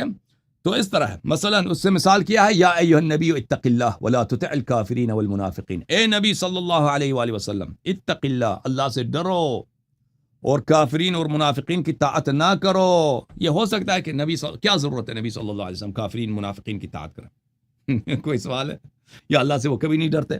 سیوطی صاحب فرماتے ہیں الخطاب له والمراد امته لانه كان تقیا صلی اللہ علیہ وآلہ وحاشاہ من طاعت الکفار، کیونکہ یہ آیت جو ہے خطاب بظاہر نبی صلی اللہ علیہ وآلہ وسلم ہے، لیکن اصلی مراد، اصلی مخاطب نبی نہیں ہے صلی اللہ علیہ وآلہ، اصلی مخاطب امت، بدبخت امت ہے، کیونکہ نبی صلی اللہ علیہ وسلم ہمیشہ تقویٰ رکھتے تھے، اور کبھی نہیں ہوا کہ نبی صلی اللہ علیہ وآلہ وسلم نے کفار کی طاعت کی ہو یا کفار کی طاعت کی طرف راغب ہوئے ہوں، یہ سوال ہی نہیں پیدا ہوتا۔ ملاحظہ فرمائیے میرے محترم ناظرین، فَإِن كُنْتَ فِي شَكٍّ مِّمَّا أَنزَلْنَا إِلَيْكَ، سورہ مبارکہ یونس آیت نمبر 94، اگر آپ کو شک ہو جائے، خطاب ظاہراً میں نبی صلی اللہ علیہ وسلم سے، اگر آپ کو شک ہو جائے قرآن میں، او بھائی نبی صلی اللہ علیہ وسلم کو شک ہو سکتا ہے قرآن میں شک کرنا کفر ہے کیا احتمال ہے کہ پیغمبر صلی اللہ علیہ وسلم کافر ہو جائیں؟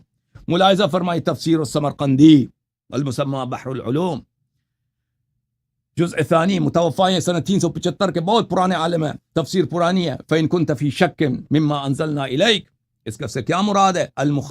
المخاطبۃ للنبی صلی اللہ علیہ وآلہ والمراد فیہ غیرہ من الشکاک،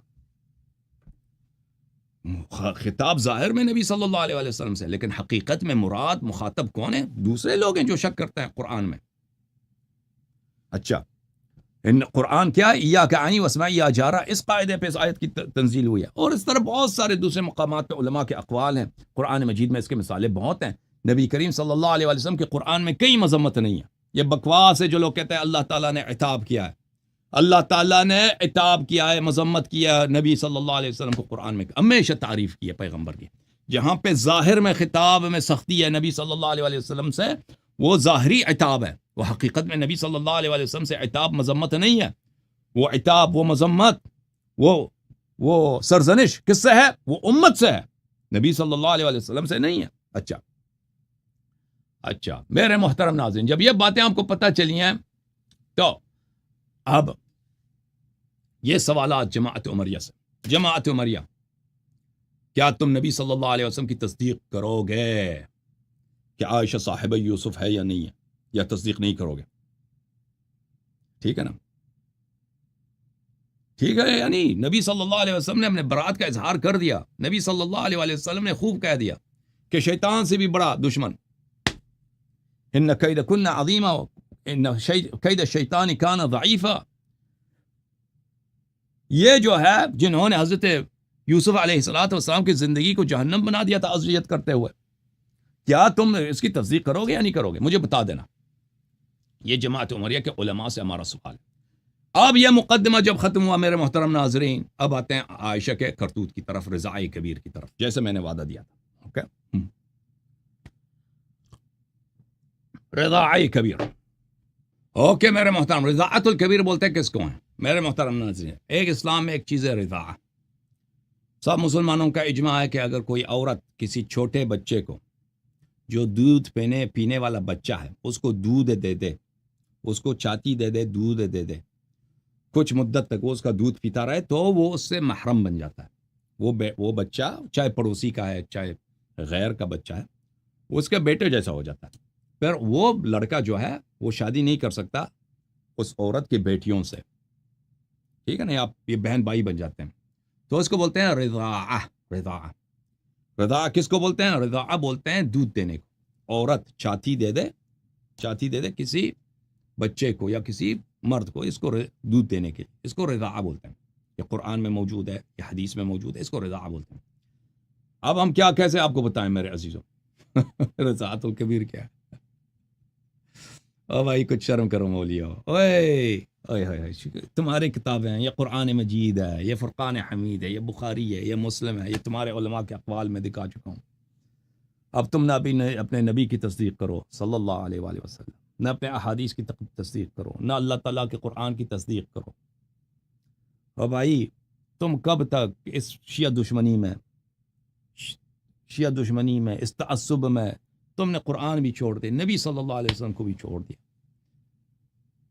یہ دنیا تو ختم ہونے والی جانے والی چیز ہے. کل قیامت کیا کرو گے؟ اب قیامت بلکہ اس دنیا میں اپنے بچوں کو کیا جواب دو گے؟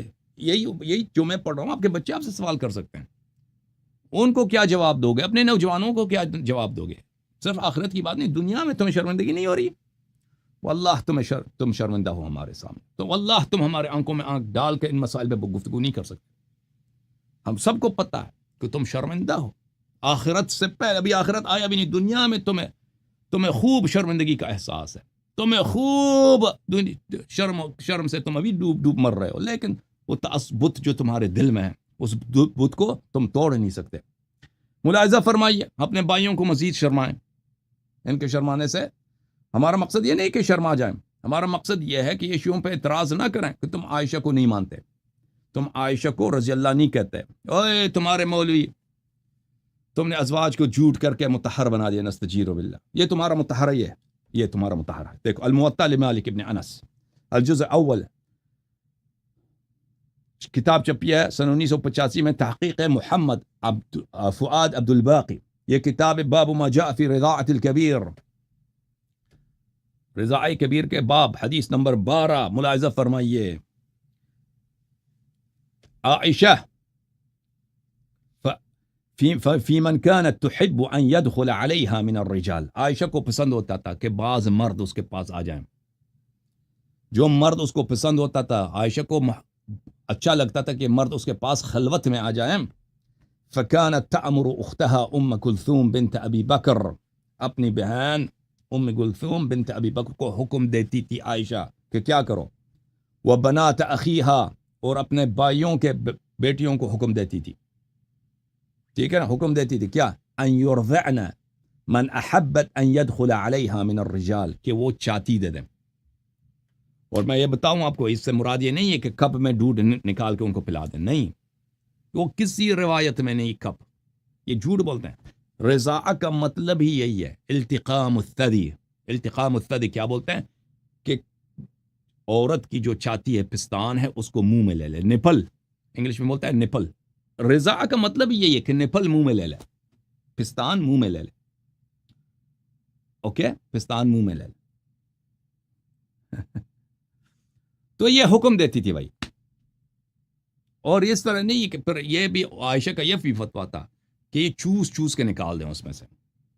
تو یہ مردوں کو اس طرح حکم دیتی تھی. اب مجھے بتاؤ، دیکھیں یہ صرف یہ عورت ایک عورت ہے، دیکھیں نا اس کی حالت یہ ہے کہ وہ زرہ پہن کر، آرمر پہن کر، لوہے سے لیس ہو کے، ایک اونٹنی کو بھی لوہے سے لیس کر دیتی ہے، اس کو بالکل لوہے کا لباس اونٹنی کو پہنا لیتی ہے، اس پہ جو خیمہ لگاتی ہے اونٹنی پر، اس کو بھی لوہے سے وہ کور، بالکل بختر بند انگلش میں کیا بولتے ہیں اس کو؟ Armoured vehicle. تو اس طرح وہ آ کے کس کے جنگ میں آ جاتی ہے؟ اس شخص کے جنگ میں آ جاتی ہے جس سے جنگ کرنا رسول پاک صلی اللہ علیہ وسلم کے سے جنگ کرنے کے مترادف ہو. یہ کون سی عورت ہے؟ وہی عورت ہے نا. یہ تو اس کا کردار ٹھیک ہو ہی نہیں سکتا. یہ وہی عورت ہے جس کے متعلق رسول پاک صلی اللہ علیہ وسلم نے فرمایا کہ صاحبہ یوسف ہے. صاحبہ یوسف کون ہے؟ صاحبہ یوسف وہی کہ شیطان سے بھی اس کی چال جو ہے نا، شیطان سے بھی اس کا مکر بڑا ہے، شیطان سے بھی اس کا مکر بڑا ہے. تو میں کیا ہو گیا مسلمانوں کا قرآن کی تصدیق نہیں کرتے؟ وہ مسلمانوں کیا ہو گیا ہے قرآن کی تصدیق نہیں کرتے؟ قرآن کا کیا قصور ہے؟ کیوں اپنے نبی صلی اللہ علیہ وسلم کی تصدیق نہیں کرتے؟ شیعہ دشمنی میں اتنے آگے بڑھ گئے تم، شرم نہیں ہے؟ اچھا ملاحظہ فرمائیے،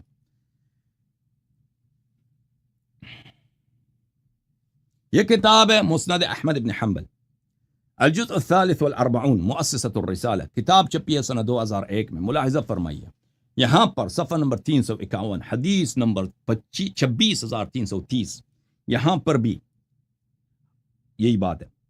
كانت عائشة تأمر اخواتها وبنات اخوتها، عائشہ اپنی بہنوں کو اور اپنی بھائیوں کے بیٹیوں کو یعنی بتیجیوں کو حکم دیتی تھی ان یرضعن، کہ وہ چاتی دے دیں.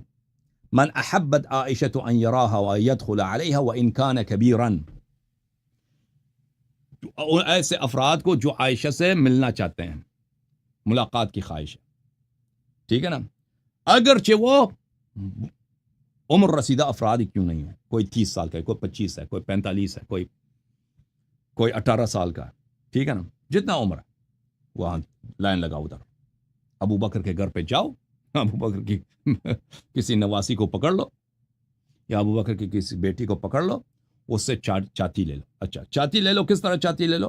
5 رضعات، 5 دفعہ، ایک دفعہ نہیں، 5 دفعہ منہ لگا کر، ٹھیک ہے نا.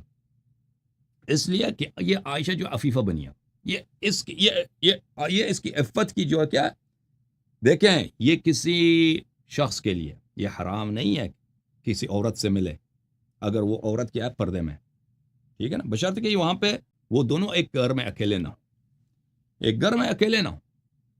وہاں پہ کوئی بچہ ہو سکتا ہے، وہاں پہ کوئی دوسری عورت ہو سکتی ہے، وہاں پہ کوئی اور شخص ہو سکتا ہے. اور یہ کوئی نبی کریم صلی اللہ علیہ وسلم عورتوں سے ملتے تھے، صحابہ وغیرہ، کوئی اس میں حرمت ہے ہی نہیں ہے. اس میں جو حرمت ہے وہ یہ ہے کہ آپ کسی عورت کے ساتھ خلوت میں ایک جگہ نہ ہو، یہ جائز نہیں ہے. یہ شیعہ نے بھی روایت کیا، مخالفین نے بھی روایت کیا کہ وہاں پہ شیطان بہت طاقتور ہو جاتا ہے، ٹھیک ہے نا.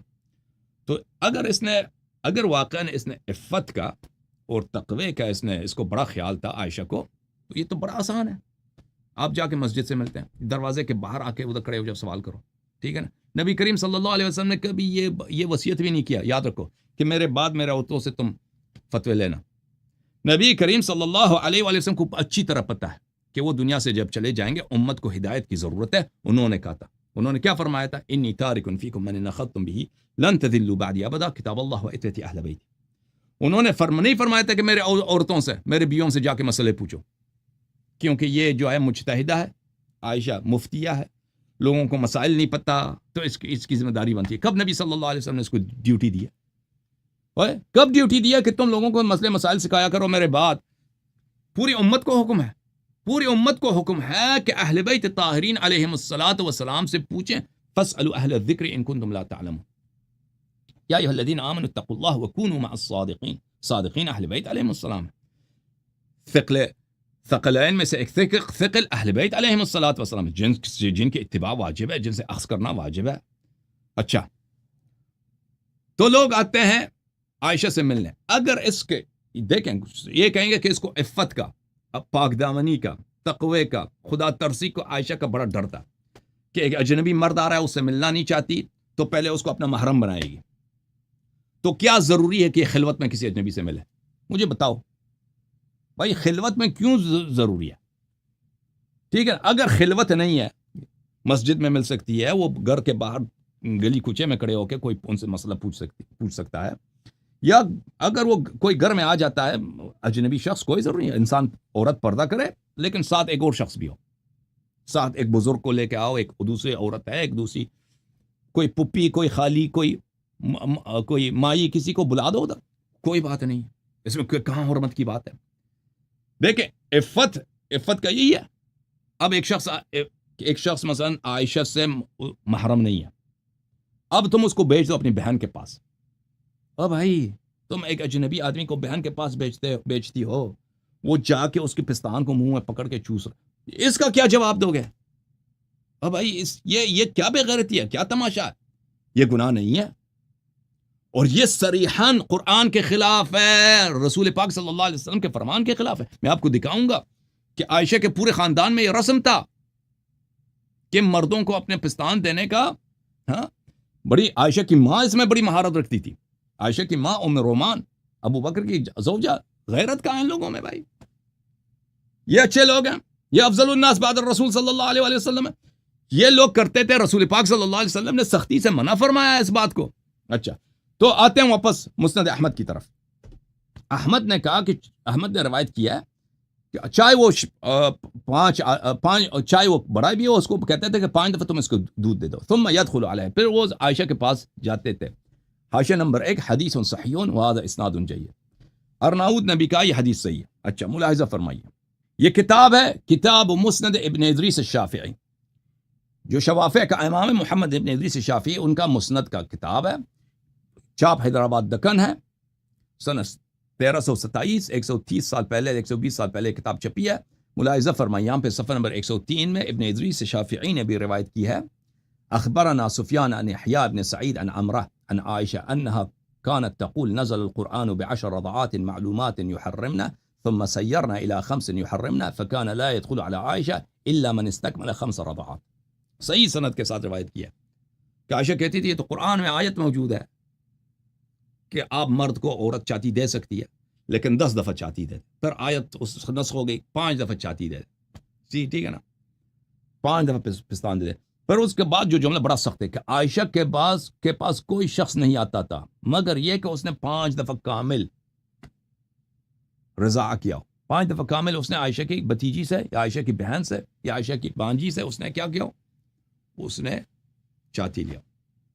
عائشہ سے کتنے راوی ہیں بھائی، عائشہ سے کتنی روایت زیادہ ہے اتنے لوگوں کو، اور یہ سب رسول پاک صلی اللہ علیہ وسلم کے بعد ابو بکر عمر کے زمانے میں ہوتا تھا، ٹھیک ہے نا، کن لوگوں نے یہ طریقہ کار بنایا تھا۔ اور یہ اب دیکھو ابو بکر کا غیرت دیکھو کہ اس کی یہ حالت ہے، اس کی یہ حالت ہے کہ اس کے گھر میں یہ سب کچھ ہو رہا ہے اور وہ خوش ہے بھائی کہ بیٹی میری جو ہے بڑی کیا ہے، مفتیہ ہے، مفتی بن گئی۔ کتاب المصنف عبد الرزاق الصنعانی، الجزء السابع، تحقیق حبیب الرحمن العاظمی، سن 1983 میں چھپی ہے، باب الرضاع الکبیر۔ ابن جریج کہتا ہے کہ میں عطا کے پاس تھا، ایک شخص نے اس سے پوچھا، ایک عورت نے مجھے دودھ پلایا ہے اور میں بڑا آدمی تھا، میں اس سے نکاح کر سکتا ہوں؟ اس نے کہا نہیں، نکاح نہیں کر سکتے اس کے ساتھ۔ قلت وذلک رأیک، یعنی آپ اس سے محرم بن چکے ہیں، یعنی بڑی عمر میں بھی دودھ پیا تو محرم بن چکے ہیں۔ میں نے کہا یہ آپ کی رائے ہے؟ کہاں کہ اس نے کہا جی ہاں۔ قال عطا كانت عائشة تأمر بذلك بنات أخيها، عطا نے کہا کہ عائشہ، یہ بخاری مسلم کے بڑے حدیثین میں سے، عائشہ نے کہا کہ عطا نے کہا کہ عائشہ بھی اپنے بھتیجیوں کو اس کا حکم دیتی تھی کہ مجھ سے محرم بناؤ لوگوں کو۔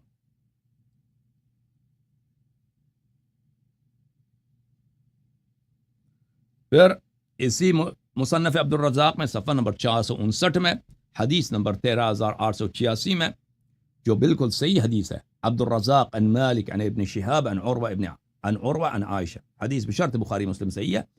عائشہ کیا کرتی تھی؟ كانت تريد ان يدخل عليها من الرجال فكانت تأمر ام كلثوم ابنة ابي بكر وبنات اخيها ان يرضعن لها من احبت ان يدخل عليها من الرجال۔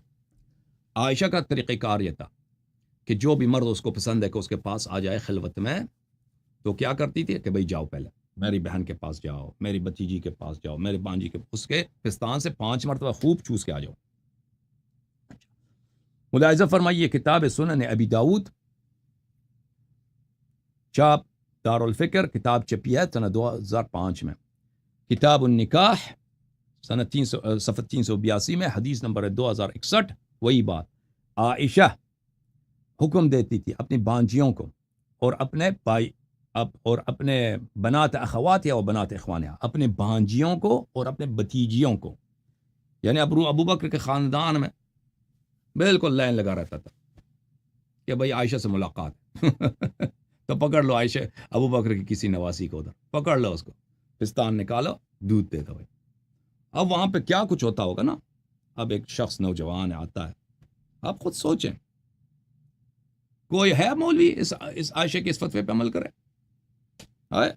خیرپور والے عبد الجبار حیدری آ جاؤ، ہمارے نوجوان آپ کے بھائی بننا چاہتے ہیں، آپ کے بیٹے بننا چاہتے ہیں، کہ آپ سے محبت ہو جائے، ٹھیک ہے نا، یہ بھی محرم بن جائیں، کر دیں ان کو کوئی، یا اپنے محلے کے آپ کے عمری نوجوان جو ان کو دے دو، کوئی ہے حاضر ہے کوئی کرے اس کے فتوے پہ عمل۔ ابو بکر کے گھر میں جو تماشا چل رہا تھا، نبی صلی اللہ علیہ وسلم کے بعد بادشاہ بنا ہے، صدر کا محل ہے، ایوان صدر میں جو کچھ ہو رہا تھا اس زمانے میں، مدینے کے ایوان صدر میں کوئی ہے عمل کرنے والا؟ اچھا، عائشہ کیا کرتا تھا؟ عائشہ کیا کرتی تھی؟ عائشہ حکم دیتی تھی بنات اخواتها، اپنی بتیجیوں کو اور اپنے بھانجوں کو، وہ بنات اخوانہ اور اپنی بتیجیوں کو، ان يرضعن من احبت عائشہ ان يراها ويدخل عليها وان كان كبيرا 5 رضعات ثم يدخل عليها۔ جس شخص نے بھی ملاقات کرنی ہے عائشہ سے، پہلے جا کے وہاں سے 5 مرتبہ دودھ مل جائے، اس کو چوس لے، پھر کیا کریں، چاہے وہ بڑا آدمی کیوں نہ ہو۔ صرف بچوں کی بات نہیں ہے، بچہ نے کیا ملاقات کرنا ہے عائشہ سے، چھوٹے بچے، وہ بڑے آدمی ملاقات کرتے تھے نا، پھر وہ عائشہ کے پاس جاتے تھے۔ اچھا، کیا یہ حدیث صحیح ہے؟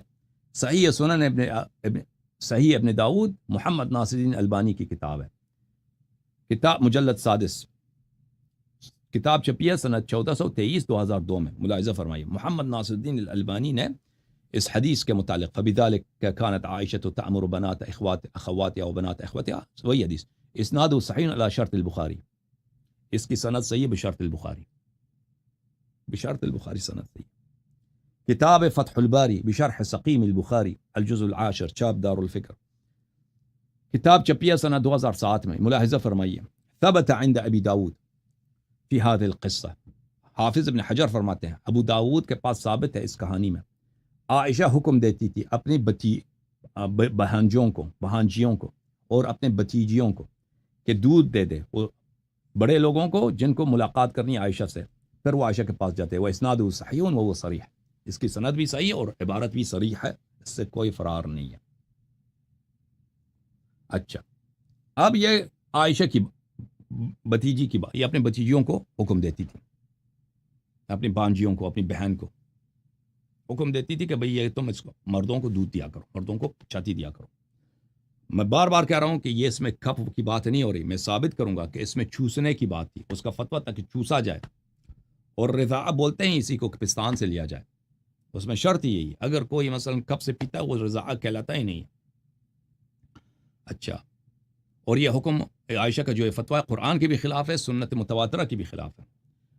اب عائشہ حکم دیتی تھی، اب خود عائشہ نے کیا ایسا کام کیا ہے یا نہیں کیا، بات یہ ہاں۔ کتاب ہے تفسیر التحریر والتنویر، شیخ محمد ابن طاہور ابن عاشور کا ہے، جزء رابع، یہ سب مخالفین کی کتابیں، صفحہ نمبر 297 میں، وَكَانَتْ عَائِشَةُ اذا ارادت ان يدخل عليها احد الحجاب ارضعته، عائشہ کا طریقہ کار یہ تھا کہ اگر کوئی حجاب، حاجب بولتے ہیں دروازے میں جو آدمی ہوتا ہے چوکیدار، وہ آنا چاہتا تھا تو عائشہ اس کو خود نستجیر باللہ چھاتی دیتی. اب مجھے بتاؤ ان لوگوں کی میری اب یہ بدتمیزی ہے، جو کچھ ہے مجھ سے نہ کہو، تمہارے اپنی کتابوں میں. فتح المنعم شرح صحیح مسلم، موسیٰ شاہین لاشین کا کتاب ہے، سنہ 2002 میں دارالشروق قاہرہ میں چھپی ہے، ملاحظہ فرمائیے یہاں پر.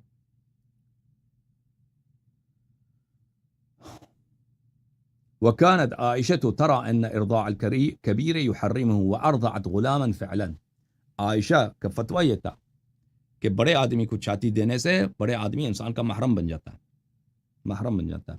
اور اس نے عائشہ نے خود بھی یہ کہا وَأَرْضَعَتْ غُلَامًا فِعْلًا، اور اس نے ایک نوجوان کو اس نے خود بھی چھاتی دیا.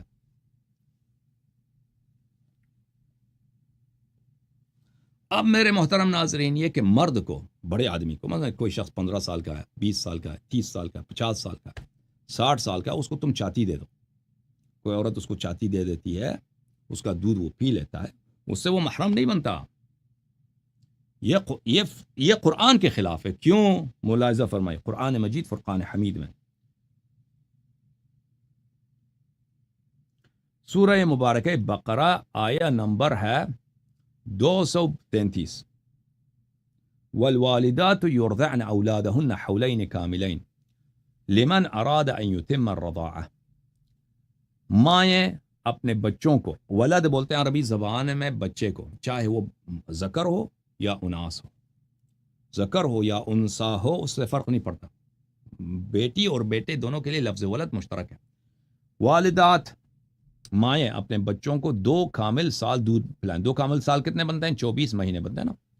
لمن اراد ان یتم الرضاعہ، جو شخص مدت رضاعت تمام کرنا چاہتا ہے. تو پتہ یہ چلا اتمام الرضاعہ، کمال الرضاعہ کس میں؟ 2 سال میں. والوالدات یرضعن اولادهن حولین کاملین لمن اراد ان یتم الرضاعہ، مائیں اپنے اولاد کو 2 سال کامل دودھ پلائیں جن کا ارادہ دودھ پلانے کی مدت بالکل پوری کرنے کا ہو. تو کیا پتہ چلا؟ دودھ پلانے کا مدت پورا جو ہے کیا، وہی 2 سال ہوتے ہیں. یہ سب کا ترجمہ یہی ہے، زیادہ آپ کا وقت نہ لیں.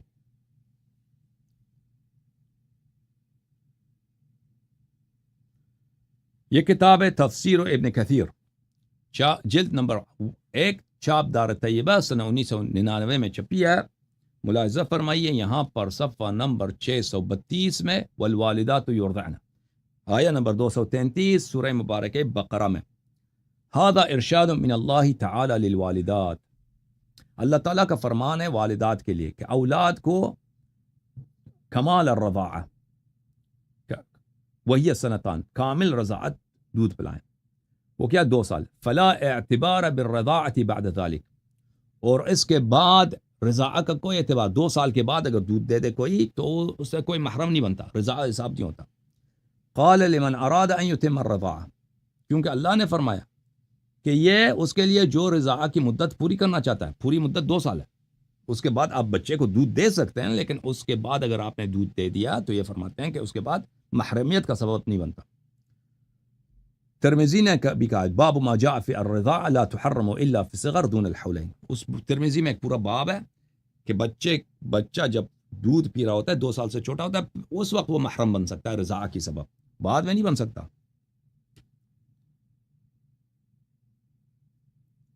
اچھا، یہ کتاب ہے تفسیر ابن کثیر، جلد نمبر 1، چھاپ مکتبہ قدوسیہ، خطیب الہند مولوی محمد جوناگڑی. کتاب چھپی ہے 2006 میں. اسی آیہ کی تفسیر ہے، تفسیر ابن کثیر کا ترجمہ. اچھا، مائیں اپنی اولادوں کو 2 سال کامل دودھ پلائیں جن کا ارادہ دودھ پلانے کی مدت بالکل پوری کرنے کا ہو. مسئلہ رضاعت، یہاں اللہ تعالیٰ بچوں والیوں کو ارشاد فرماتا ہے کہ پوری مدت دودھ پلانے کی 2 سال ہے، اس کے بعد دودھ پلانے کا کوئی اعتبار نہیں. اس سے دودھ بائی پناہ ثابت نہیں ہوتا اور نہ حرمت ہوتی ہے. اکثر ائمہ کا یہ مذہب ہے. ترمذی میں باب ہے کہ رضاعت کی جو حرمت ثابت کرتی ہے وہ وہی ہے جو 2 سال سے پہلے کی ہو. پھر حدیث لائیں کہ رسول اکرم صلی اللہ علیہ وسلم فرماتے ہیں وہی رضاعت حرام کرتی ہے جو آنتوں کو پر کر دے اور دودھ چھوٹنے سے پہلے ہو. یہ حدیث حسن صحیح ہے. اچھا، تو عائشہ کا جو فرمان ہے، عائشہ کا جو فتویٰ ہے، جو کرتوت ہے، وہ رضاعت کے مسئلے میں وہ قرآن کے خلاف ہے. کتاب مصنف عبد الرزاق میں جز نمبر 7 چاپ مکتبہ الاسلامی سنہ 1983 میں جو چھپی ہے، صفحہ نمبر 464 میں ایک باب لا رضاع بعد الفطام. فطام بولتے ہیں دودھ سے چھوٹنا، دودھ سے الگ ہونا، بچہ جب الگ ہو جاتا ہے. دودھ سے جب بچہ الگ ہو جاتا ہے اس کے بعد رضاع جو ہے نا، رضاع نہیں ہوتی، اس سے محرمیت کا سبب نہیں ہوتا. مثلا ایک بچہ 7 8 9 10 سال کا، اس کو آپ دودھ دیتے ہیں، وہ محرمیت کا سبب بنتا ہی نہیں ہے. اچھا، اب ہم آپ کو دکھائیں گے میرے محترم ناظرین کہ صحیح. اب قرآن کے خلاف تو ہم نے ثابت کر دیا عائشہ کا جو فعل ہے، اب سنت کے بھی خلاف ہے، سنت کے خلاف. ملاحظہ فرمائیے، یہ کتاب ہے سنن الترمذی، تالیف محمد ابن سورہ الترمذی، چاپ دار الفکر، چھپی ہے 2005 بیروت لبنان میں، صفحہ نمبر 352 میں. باب ما جاء ان الرضاع لا تحرم الا في الصغر دون الحولین، کہ رضاع جو ہے بچپن میں 2 سال سے پہلے محرمیت کا سبب بنتا ہے. ام سلمہ سے روایت ہے، قال رسول اللہ صلی اللہ علیہ وآلہ، رسول پاک صلی اللہ علیہ وآلہ وسلم نے فرمایا، لا يحرم من الرضاعة الا ما فتق الامعاء في الثدي وكان قبل الفطام. رضاع سبب محرمیت نہیں بنتا مگر اس وقت جب بچہ چھوٹا ہوتا ہے، دودھ پیتا ہے تو دودھ سے اس کا پیٹ بھر جاتا ہے، اور فطام سے پہلے ہو، دودھ چھوٹنے سے پہلے ہو. وهذا بلی حدیث حسن صحیح، یہ حدیث حسن صحیح ہے، اور اکثر صحابہ اسی پہ عمل کرتے تھے. ان الرضاع لا تحرم الا ما كان دون الحولین، کہ رضاع 2 سال سے پہلے جو اگر ہو تو محرمیت کا سبب ہے. وما كان بعد الحولین الكاملین فانه لا يحرم شيئا، بچہ جب 2 سال سے بڑا ہو جاتا ہے تو رضاعت محرمیت کا سبب نہیں بنتا. کتاب ہے ترجمہ ترمذی، مترجم ہے مولوی ناظم الدین صاحب، چاپ مکتبۃ العلم، اردو بازار، لاہور، پاکستان. ملاحظہ فرمائی، یہاں پر اسی حدیث کے ترجمے میں ام سلمہ رضی اللہ عنہا سے روایت ہے کہ رسول صلی اللہ علیہ وآلہ وسلم نے فرمایا، رضاعت کی حرمت صورت میں ثابت ہوتی ہے کہ دودھ بچے کے آنتوں میں پہنچ کر غذا کے قائم مقام ہو، اور یہ دودھ چھڑانے سے پہلے ہو، یعنی دودھ پلانے کی مدت میں ہو. یہ حدیث حسن صحیح ہے. اس پر صحابہ اور اہل علم کا عمل ہے کہ رضاعت 2 سال کے اندر دودھ پینے سے ہی ثابت ہوتی ہے، اور جو 2 سال کے بعد پیے اس سے حرمت ثابت نہیں ہوتی. اوکے، اب میرے محترم ناظرین، عائشہ کا یہ فعل سنت کے بھی خلاف ہے، قرآن کے بھی خلاف ہے. اور یہ مزے کی یہ بات ہے کہ خود رسول پاک صلی اللہ علیہ وآلہ وسلم نے عائشہ کو اس بات سے منع فرمایا تھا. اب انہوں نے عائشہ وفات رسول صلی اللہ علیہ وسلم کے بعد عائشہ نے جو طغیان کیا تھا، کیونکہ اس کے ابا جی گورنر بنے، تو یہ تو آپ خود اندازہ لگائیے. ملاحظہ فرمائیے، کتاب البخاری، چاپ دار احیاء تراث العربی، 2001 میں چھپی ہے. یہ صفحہ نمبر 946 میں کتاب النکاح ہے. کتاب النکاح میں ایک باب ہے، بخاری نے ایک باب بنایا، باب من قال لا رضاع بعد الحولین، کہ 2 سال کے بعد رضاع نہیں ہوتی، لقوله تعالی، کیونکہ اللہ نے فرمایا حولین کاملین لمن اراد ان یتم الرضاع، تمام مدت رضاعت 2 سال ہے. اچھا، یہ اب دیکھیں، میں یہ حدیث بخاری کے دکھانے لگا ہوں، اور اس حدیث سے بہت ساری باتیں ثابت ہوتی ہیں. ایک کہ رسول پاک صلی اللہ علیہ وآلہ وسلم نے عائشہ کو اس بات سے خبردار کیا تھا کہ اس طرح نہیں ہوتی، بچہ جب بڑا ہو جاتا ہے تو اس کو پھر دودھ دینے سے وہ محرم نہیں بنتا. اور عائشہ قرآن کے خلاف اور رسول پاک صلی اللہ علیہ وسلم کے فرمان کے خلاف اپنے بہنوں کے ساتھ اور اپنی بھتیجیوں کے ساتھ اور اپنے بھانجیوں کے ساتھ وہ کیا خیانت کرتی تھی، وہی کہ بھئی ان نامحرموں کو ان کو چاتی دلاتی تھی. ٹھیک ہے نا، پہلی بات یہ. دوسری بات کہ یہ فعل جو ہے نہ صرف عائشہ کی بہنوں میں، عائشہ کی بھتیجیوں میں، عائشہ کی بھانجیوں میں، یعنی ابو بکر کے بیٹیاں اور نواسیوں میں عام تھی، بلکہ عائشہ کی ماں بھی یہ فعل کراتی تھی، اس میں یہ بھی ہے. بخاری کی حدیث، عائشہ سے روایت ہے، ان النبی صلی اللہ علیہ وآلہ دخل علیہا وعندها رجل، نبی کریم صلی اللہ علیہ وسلم عائشہ کے پاس داخل ہو گئے تو دیکھا کہ وہاں پہ ایک نامحرم شخص بیٹھے ہیں. رجل، نکرہ جو ہے نا، ایک نامعلوم، مجہول، ناآشنا شخص وہاں بیٹھا. نبی کریم صلی اللہ علیہ وسلم ابو بکر کو تو مکے سے جانتے ہیں، اس کے بیٹوں کو جانتے ہیں، اب عائشہ کے کتنے بھائی وہ تو جانتے ہیں، اب یہ نامعلوم شخص کہاں سے آئے. فكأنه تغير وجهه كأنه كره ذلك. رسول پاک صلی اللہ علیہ وسلم کو یہ مطلب بہت ہی برا لگا، چہرے کا رنگ متغیر ہو گیا، غضبناک ہو گئے کہ یہ میرے عورت کے ساتھ یہ کون بیٹھا ہے، ٹھیک ہے نا. فقالت انه اخی، عائشہ نے کہا یہ تو میرے بھائی ہیں، یعنی رضاع سے بھائی ہیں، ٹھیک ہے نا.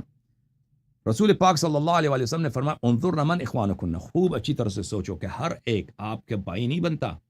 آپ کی ماں تو ادھر اس نے لائن لگا دی ہے، سب کو چاتی دے دو کہ عائشہ کے بھائی زیادہ سے زیادہ بن جائے، ہر ایک آپ کا بھائی نہیں بنتا. فإنما الرضاعة من المجاعة، رضاعہ جو ہے مجاعہ سے ہے. مجاعہ بولتے ہیں بھوک کو، کہ ایک بچہ بھوک لگتا ہے نا، بچے کو، ننا بچہ بھوک لگتا ہے، اس کو دودھ سے اس کے پیٹ بھر جاتا ہے.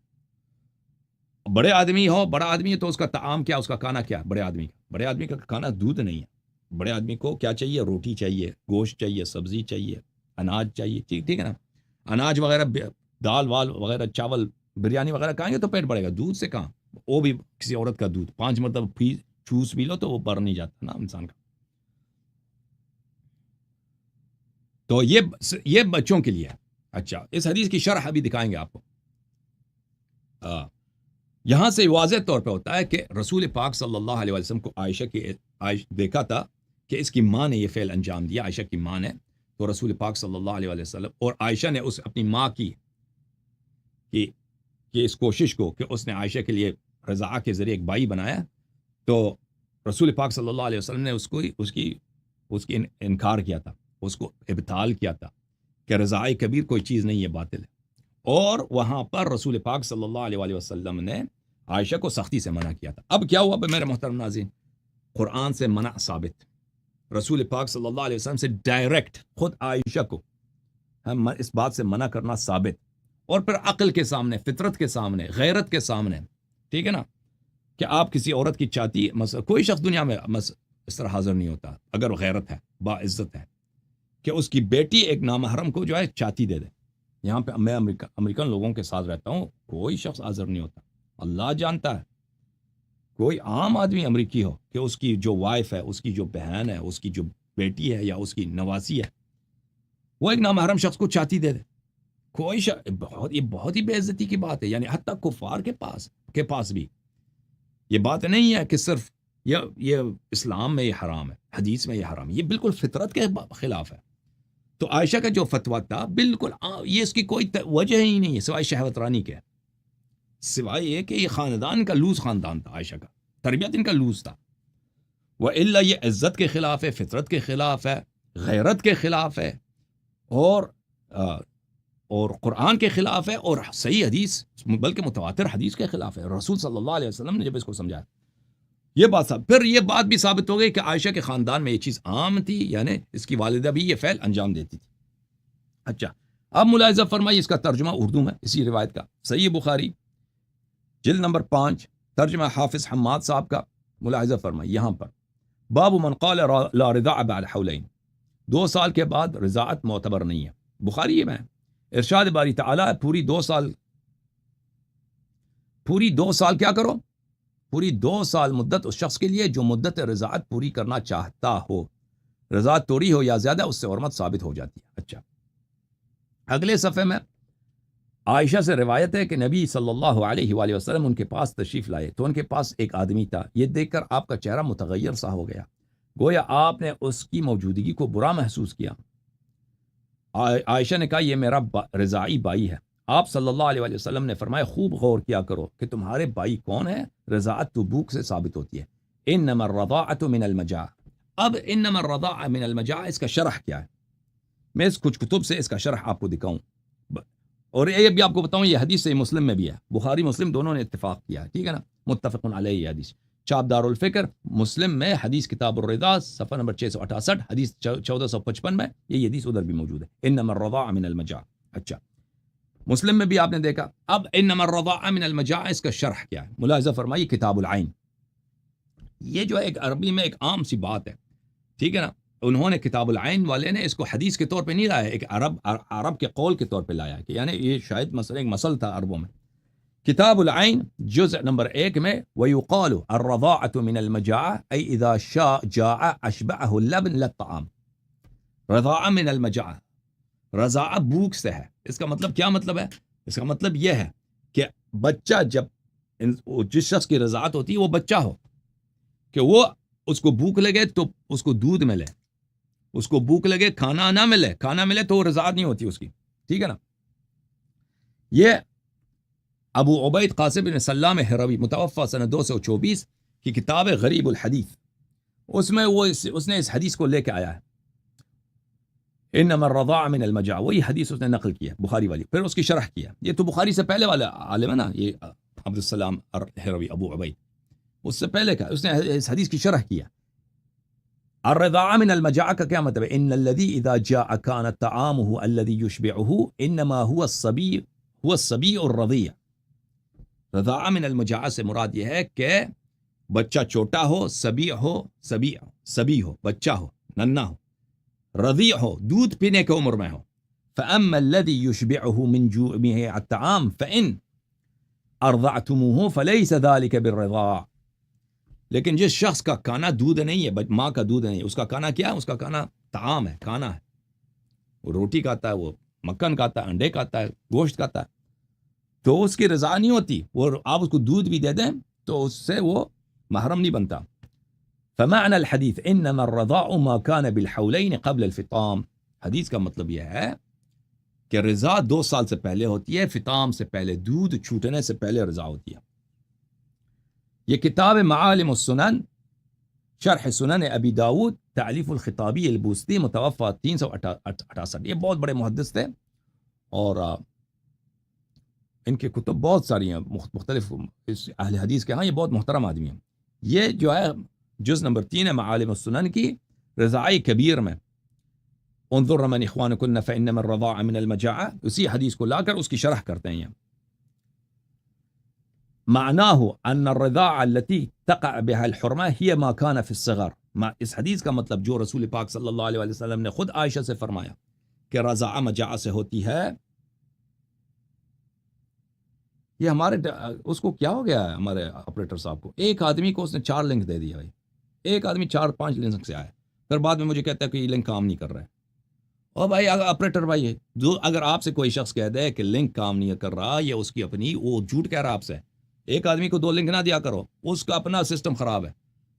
تم لنک ضائع کرتے ہو، پھر مجھے کہتے ہو مزید لنک بھیج دو. ایک آدمی کو اب دیکھو، میں دیکھو 1 2 3 4 5، ایک آدمی کو اس نے 5 لنک دے دیے. اس طرح نہ کیا کرو بھائی. ایک آدمی کو 1 لنک دے دو، اگر وہ کہتے ہیں یہ کام نہیں کر رہا تو اس کو مزید نہ دو، بولو بس ہمارے پاس یہی ہے. اچھا. والرضيع طفل يقوته اللبن ويسد جوعه. رضیع وہ بچہ ہوتا ہے جس کا کھانا نہیں ہے، دودھ ہے. واما ما كان بعد ذلك في الحال التي لا تسد جوع اللبن ولا يشبع الا الخبز واللحم وما في معناهم من الثفل فلا حرمة له. لیکن جو شخص بڑا ہو جاتا ہے پھر وہ دودھ نہیں پیتا، اس کا کھانا کیا ہے؟ روٹی ہے، سبزی ہے، گوشت ہے، تو پھر اس کے لیے اس کی رضاعت ہوتی نہیں. اچھا.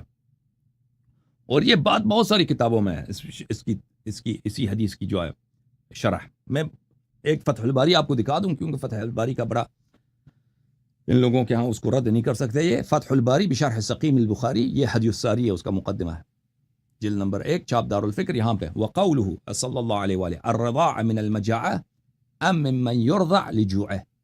الرضاع من المجاعة کیا ہے؟ وہ بچہ ہے جو بھوک کی وجہ سے اس کو دودھ دیا جاتا ہے. بھوک لگے تو دودھ پی لے، ٹھیک ہے نا. جو بھوک لگتا ہے تو اس ماں کا دودھ پی لیتا ہے، وہ اس بچے کی رضاع ہوتی ہے، وہ محرم بنتا ہے. پھر اسی فتح الباری میں جلد نمبر 10 چھاپ دار الفکر میں یہاں پہ صفحہ نمبر 145 میں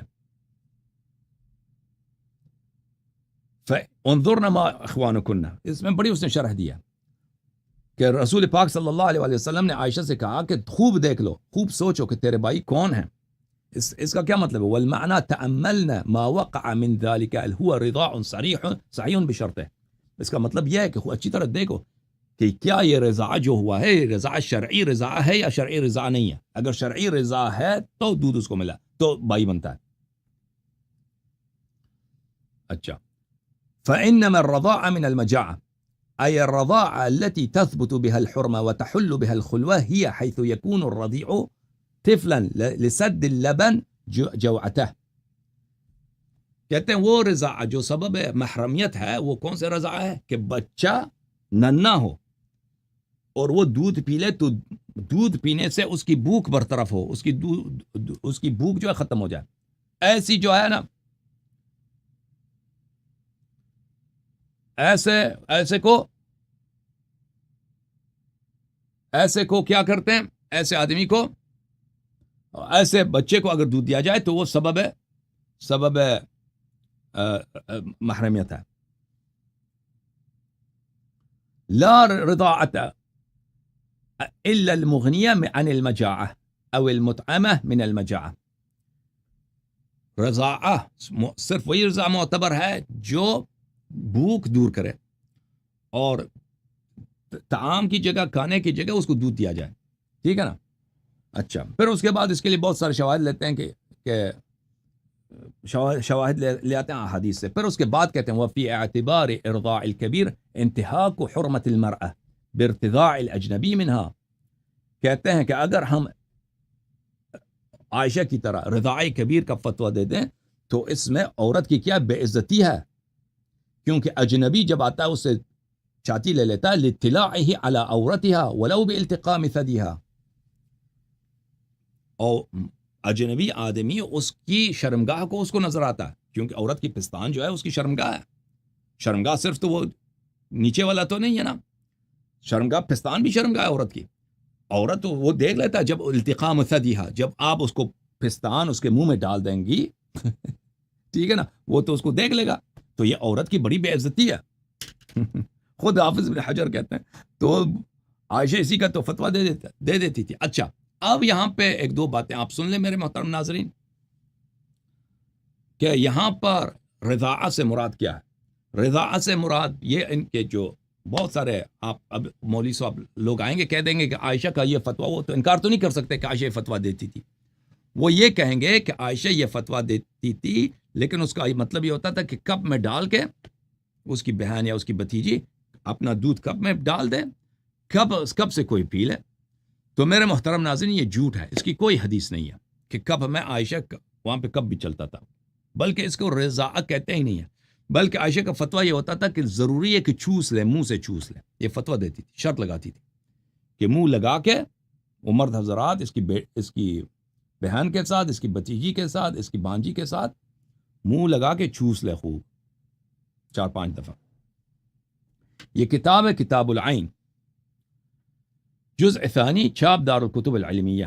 یہاں پہ ملاحظہ فرمائیے رضاعہ کا مطلب ہی کیا ہے. رضاعہ کا مطلب یہ ہے ای مص الثدی وشرب مص الثدی. رضاعہ کا مطلب ہی یہی ہے کہ چوسنا، ثدی کا چوسنا، پستان کا چوسنا، سینے کا چوسنا، چھاتی کا چوسنا. عائشہ کا خود بھی اپنا کیا فتویٰ ہوتا تھا. السنن الکبریٰ للبیہقی، چھاپ دار الکتب العلمیہ. ملاحظہ فرمائیے حدیث نمبر 15646، صفحہ نمبر 755 میں یہ روایت ہے کس سے؟ عروہ ابن زبیر سے. عروہ ابن زبیر وہی ہے جس کی بہنیں عائشہ کے حکم پر اجنبیوں کو چھاتی دیتی تھیں. عروہ ابن زبیر کیونکہ عائشہ کی کیا ہے، عائشہ کی بانجا ہے، تو اسی کی بہنیں تو وہ عائشہ کے حکم پر نامحرم مردوں کو اپنی چھاتی دیتی تھیں. تو وہ خود کہتے ہیں کہ کانت عائشہ لا تحرم المسۃ والمسۃین. عائشہ کہتی تھی کہ ایک دفعہ یا 2 دفعہ چوسنے سے کوئی محرم نہیں بنتا. نہیں، زیادہ چوس لیں، زیادہ سے زیادہ چوس لیں. کتنے دفعہ چوس لیں؟ ولا تحرم الا 10 فصاعدا. کہتے ہیں 10 یا 10 سے زیادہ. منہ لگا دو، 1 دفعہ 2 دفعہ دودھ ختم ہو جائے تو کل آ جانا، ٹھیک ہے نا، اگلے دن آ جانا، اگلے دن آ جائے. تو منہ لگا کے اس کو چوس لو 10 دفعہ.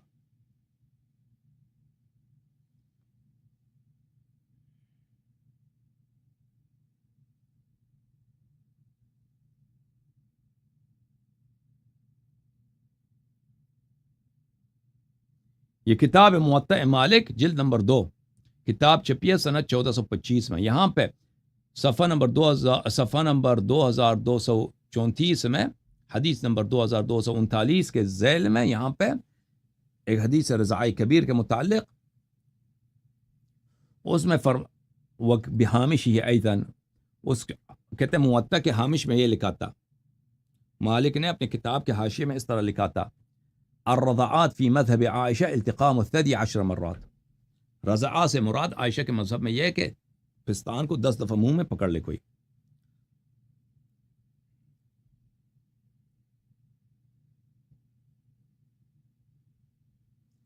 یہ ابن ادریس شافعی کی کتاب تفسیر ہے، شوافع کا جو امام ہے محمد ابن ادریس الشافعی، چاپ دار التدمریہ سنہ 2006 میں چھپی ہے۔ والرضا اسم جامع یقع علی المس او اکثر منها، رضا کا مطلب یہ چوسنا ہے، پستان کو چوسنا ہے۔ رضا کا مطلب یہ نہیں کہ آپ کب سے دودھ پی لیں تو یہ رضا کہلاتا ہی نہیں عربی میں۔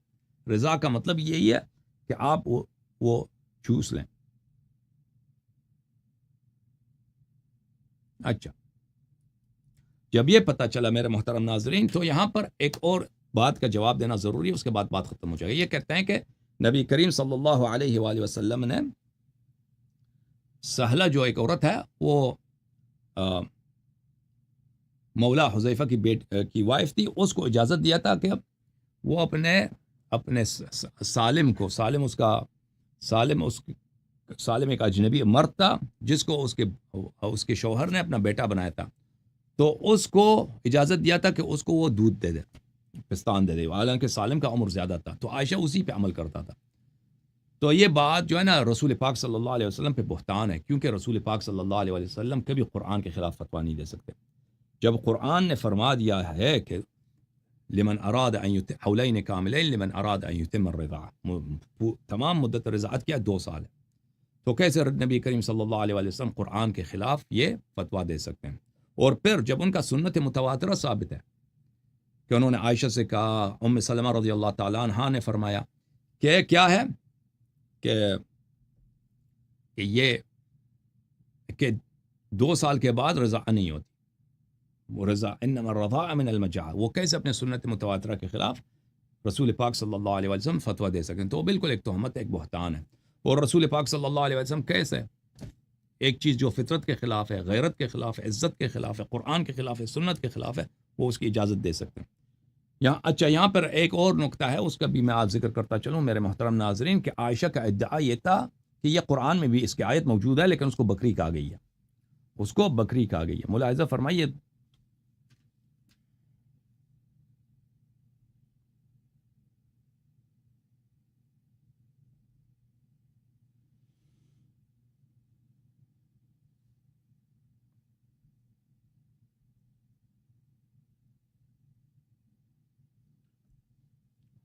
سنن ابن ماجہ چھپی ہے کتاب سنہ 1424 میں، 2003 دارالفکر بیروت میں، یہاں پہ باب الرضاع الکبیر صفحہ نمبر 453 میں عائشہ کہتی ہیں، حدیث نمبر 1944، یہ حدیث مسلم میں ہے 1452، سنن نبی داود میں ہے 2062، ترمذی میں ہے 1153، نسائی میں 3304، تو یہ مسلم میں بھی ہے، ابو داؤد وغیرہ میں بھی یہ حدیث موجود ہے۔ اچھا، عائشہ نے کہا لقد نزلت آیت الرجم، رجم کی آیت قرآن میں موجود تھی، ورضاعت الکبیر 10، قرآن میں آیت موجود تھا کہ رضاعت الکبیر 10، نامحرم مرد کو 10 دفعہ چاٹی دے دو۔ اچھا، وَلَقَدْ كَانَ فِي صَحِيفَةٍ تَحْتَ سَرِيرِ، اور یہ میرے بستر کے نیچے قرآن میں لکھا ہوا پڑا تھا، میرے بستر کے نیچے، اور یہ اس کا اتنا اعتراف ہے کہ یہ قرآن کے نیچے رکھ کے یہ سوتی تھی، قرآن کو نیچے رکھ کے اپنے بستر کے نیچے رکھ کے یہ سوتی تھی۔ ہاں، ایسے ہی عورت جو ہے نا امیر المؤمنین علیہ السلام سے لڑتی ہے، وہ جو قرآن کا احترام کرتے والے لوگ ہیں، وہ اہل بیت علیہ السلام سے نہیں لڑ سکتے۔ فلما مات رسول اللہ صلی اللہ علیہ وآلہ وتشاغلنا بموتہ، جب رسول پاک صلی اللہ علیہ وآلہ وسلم کی وفات ہو گئی اور ہم مصروف ہو گئے تھے، دخل داجن فاکلها، انما نحن نزلنا الذکر وانا له لحافظون، انا نحن نزلنا الذکر وانا له لحافظون۔ رسول پاک صلی اللہ علیہ وآلہ وسلم کی وفات ہو گئی، ہم مشغول ہو گئے، بکری آئی ہے اور بکری نے وہ قرآن کہا گئی ہے، وہ آیات جو ہے ضائع ہو گئے۔ اچھا، یہ ہے عائشہ کا تماشا۔ اچھا، بہت مہربانی آپ سب کا۔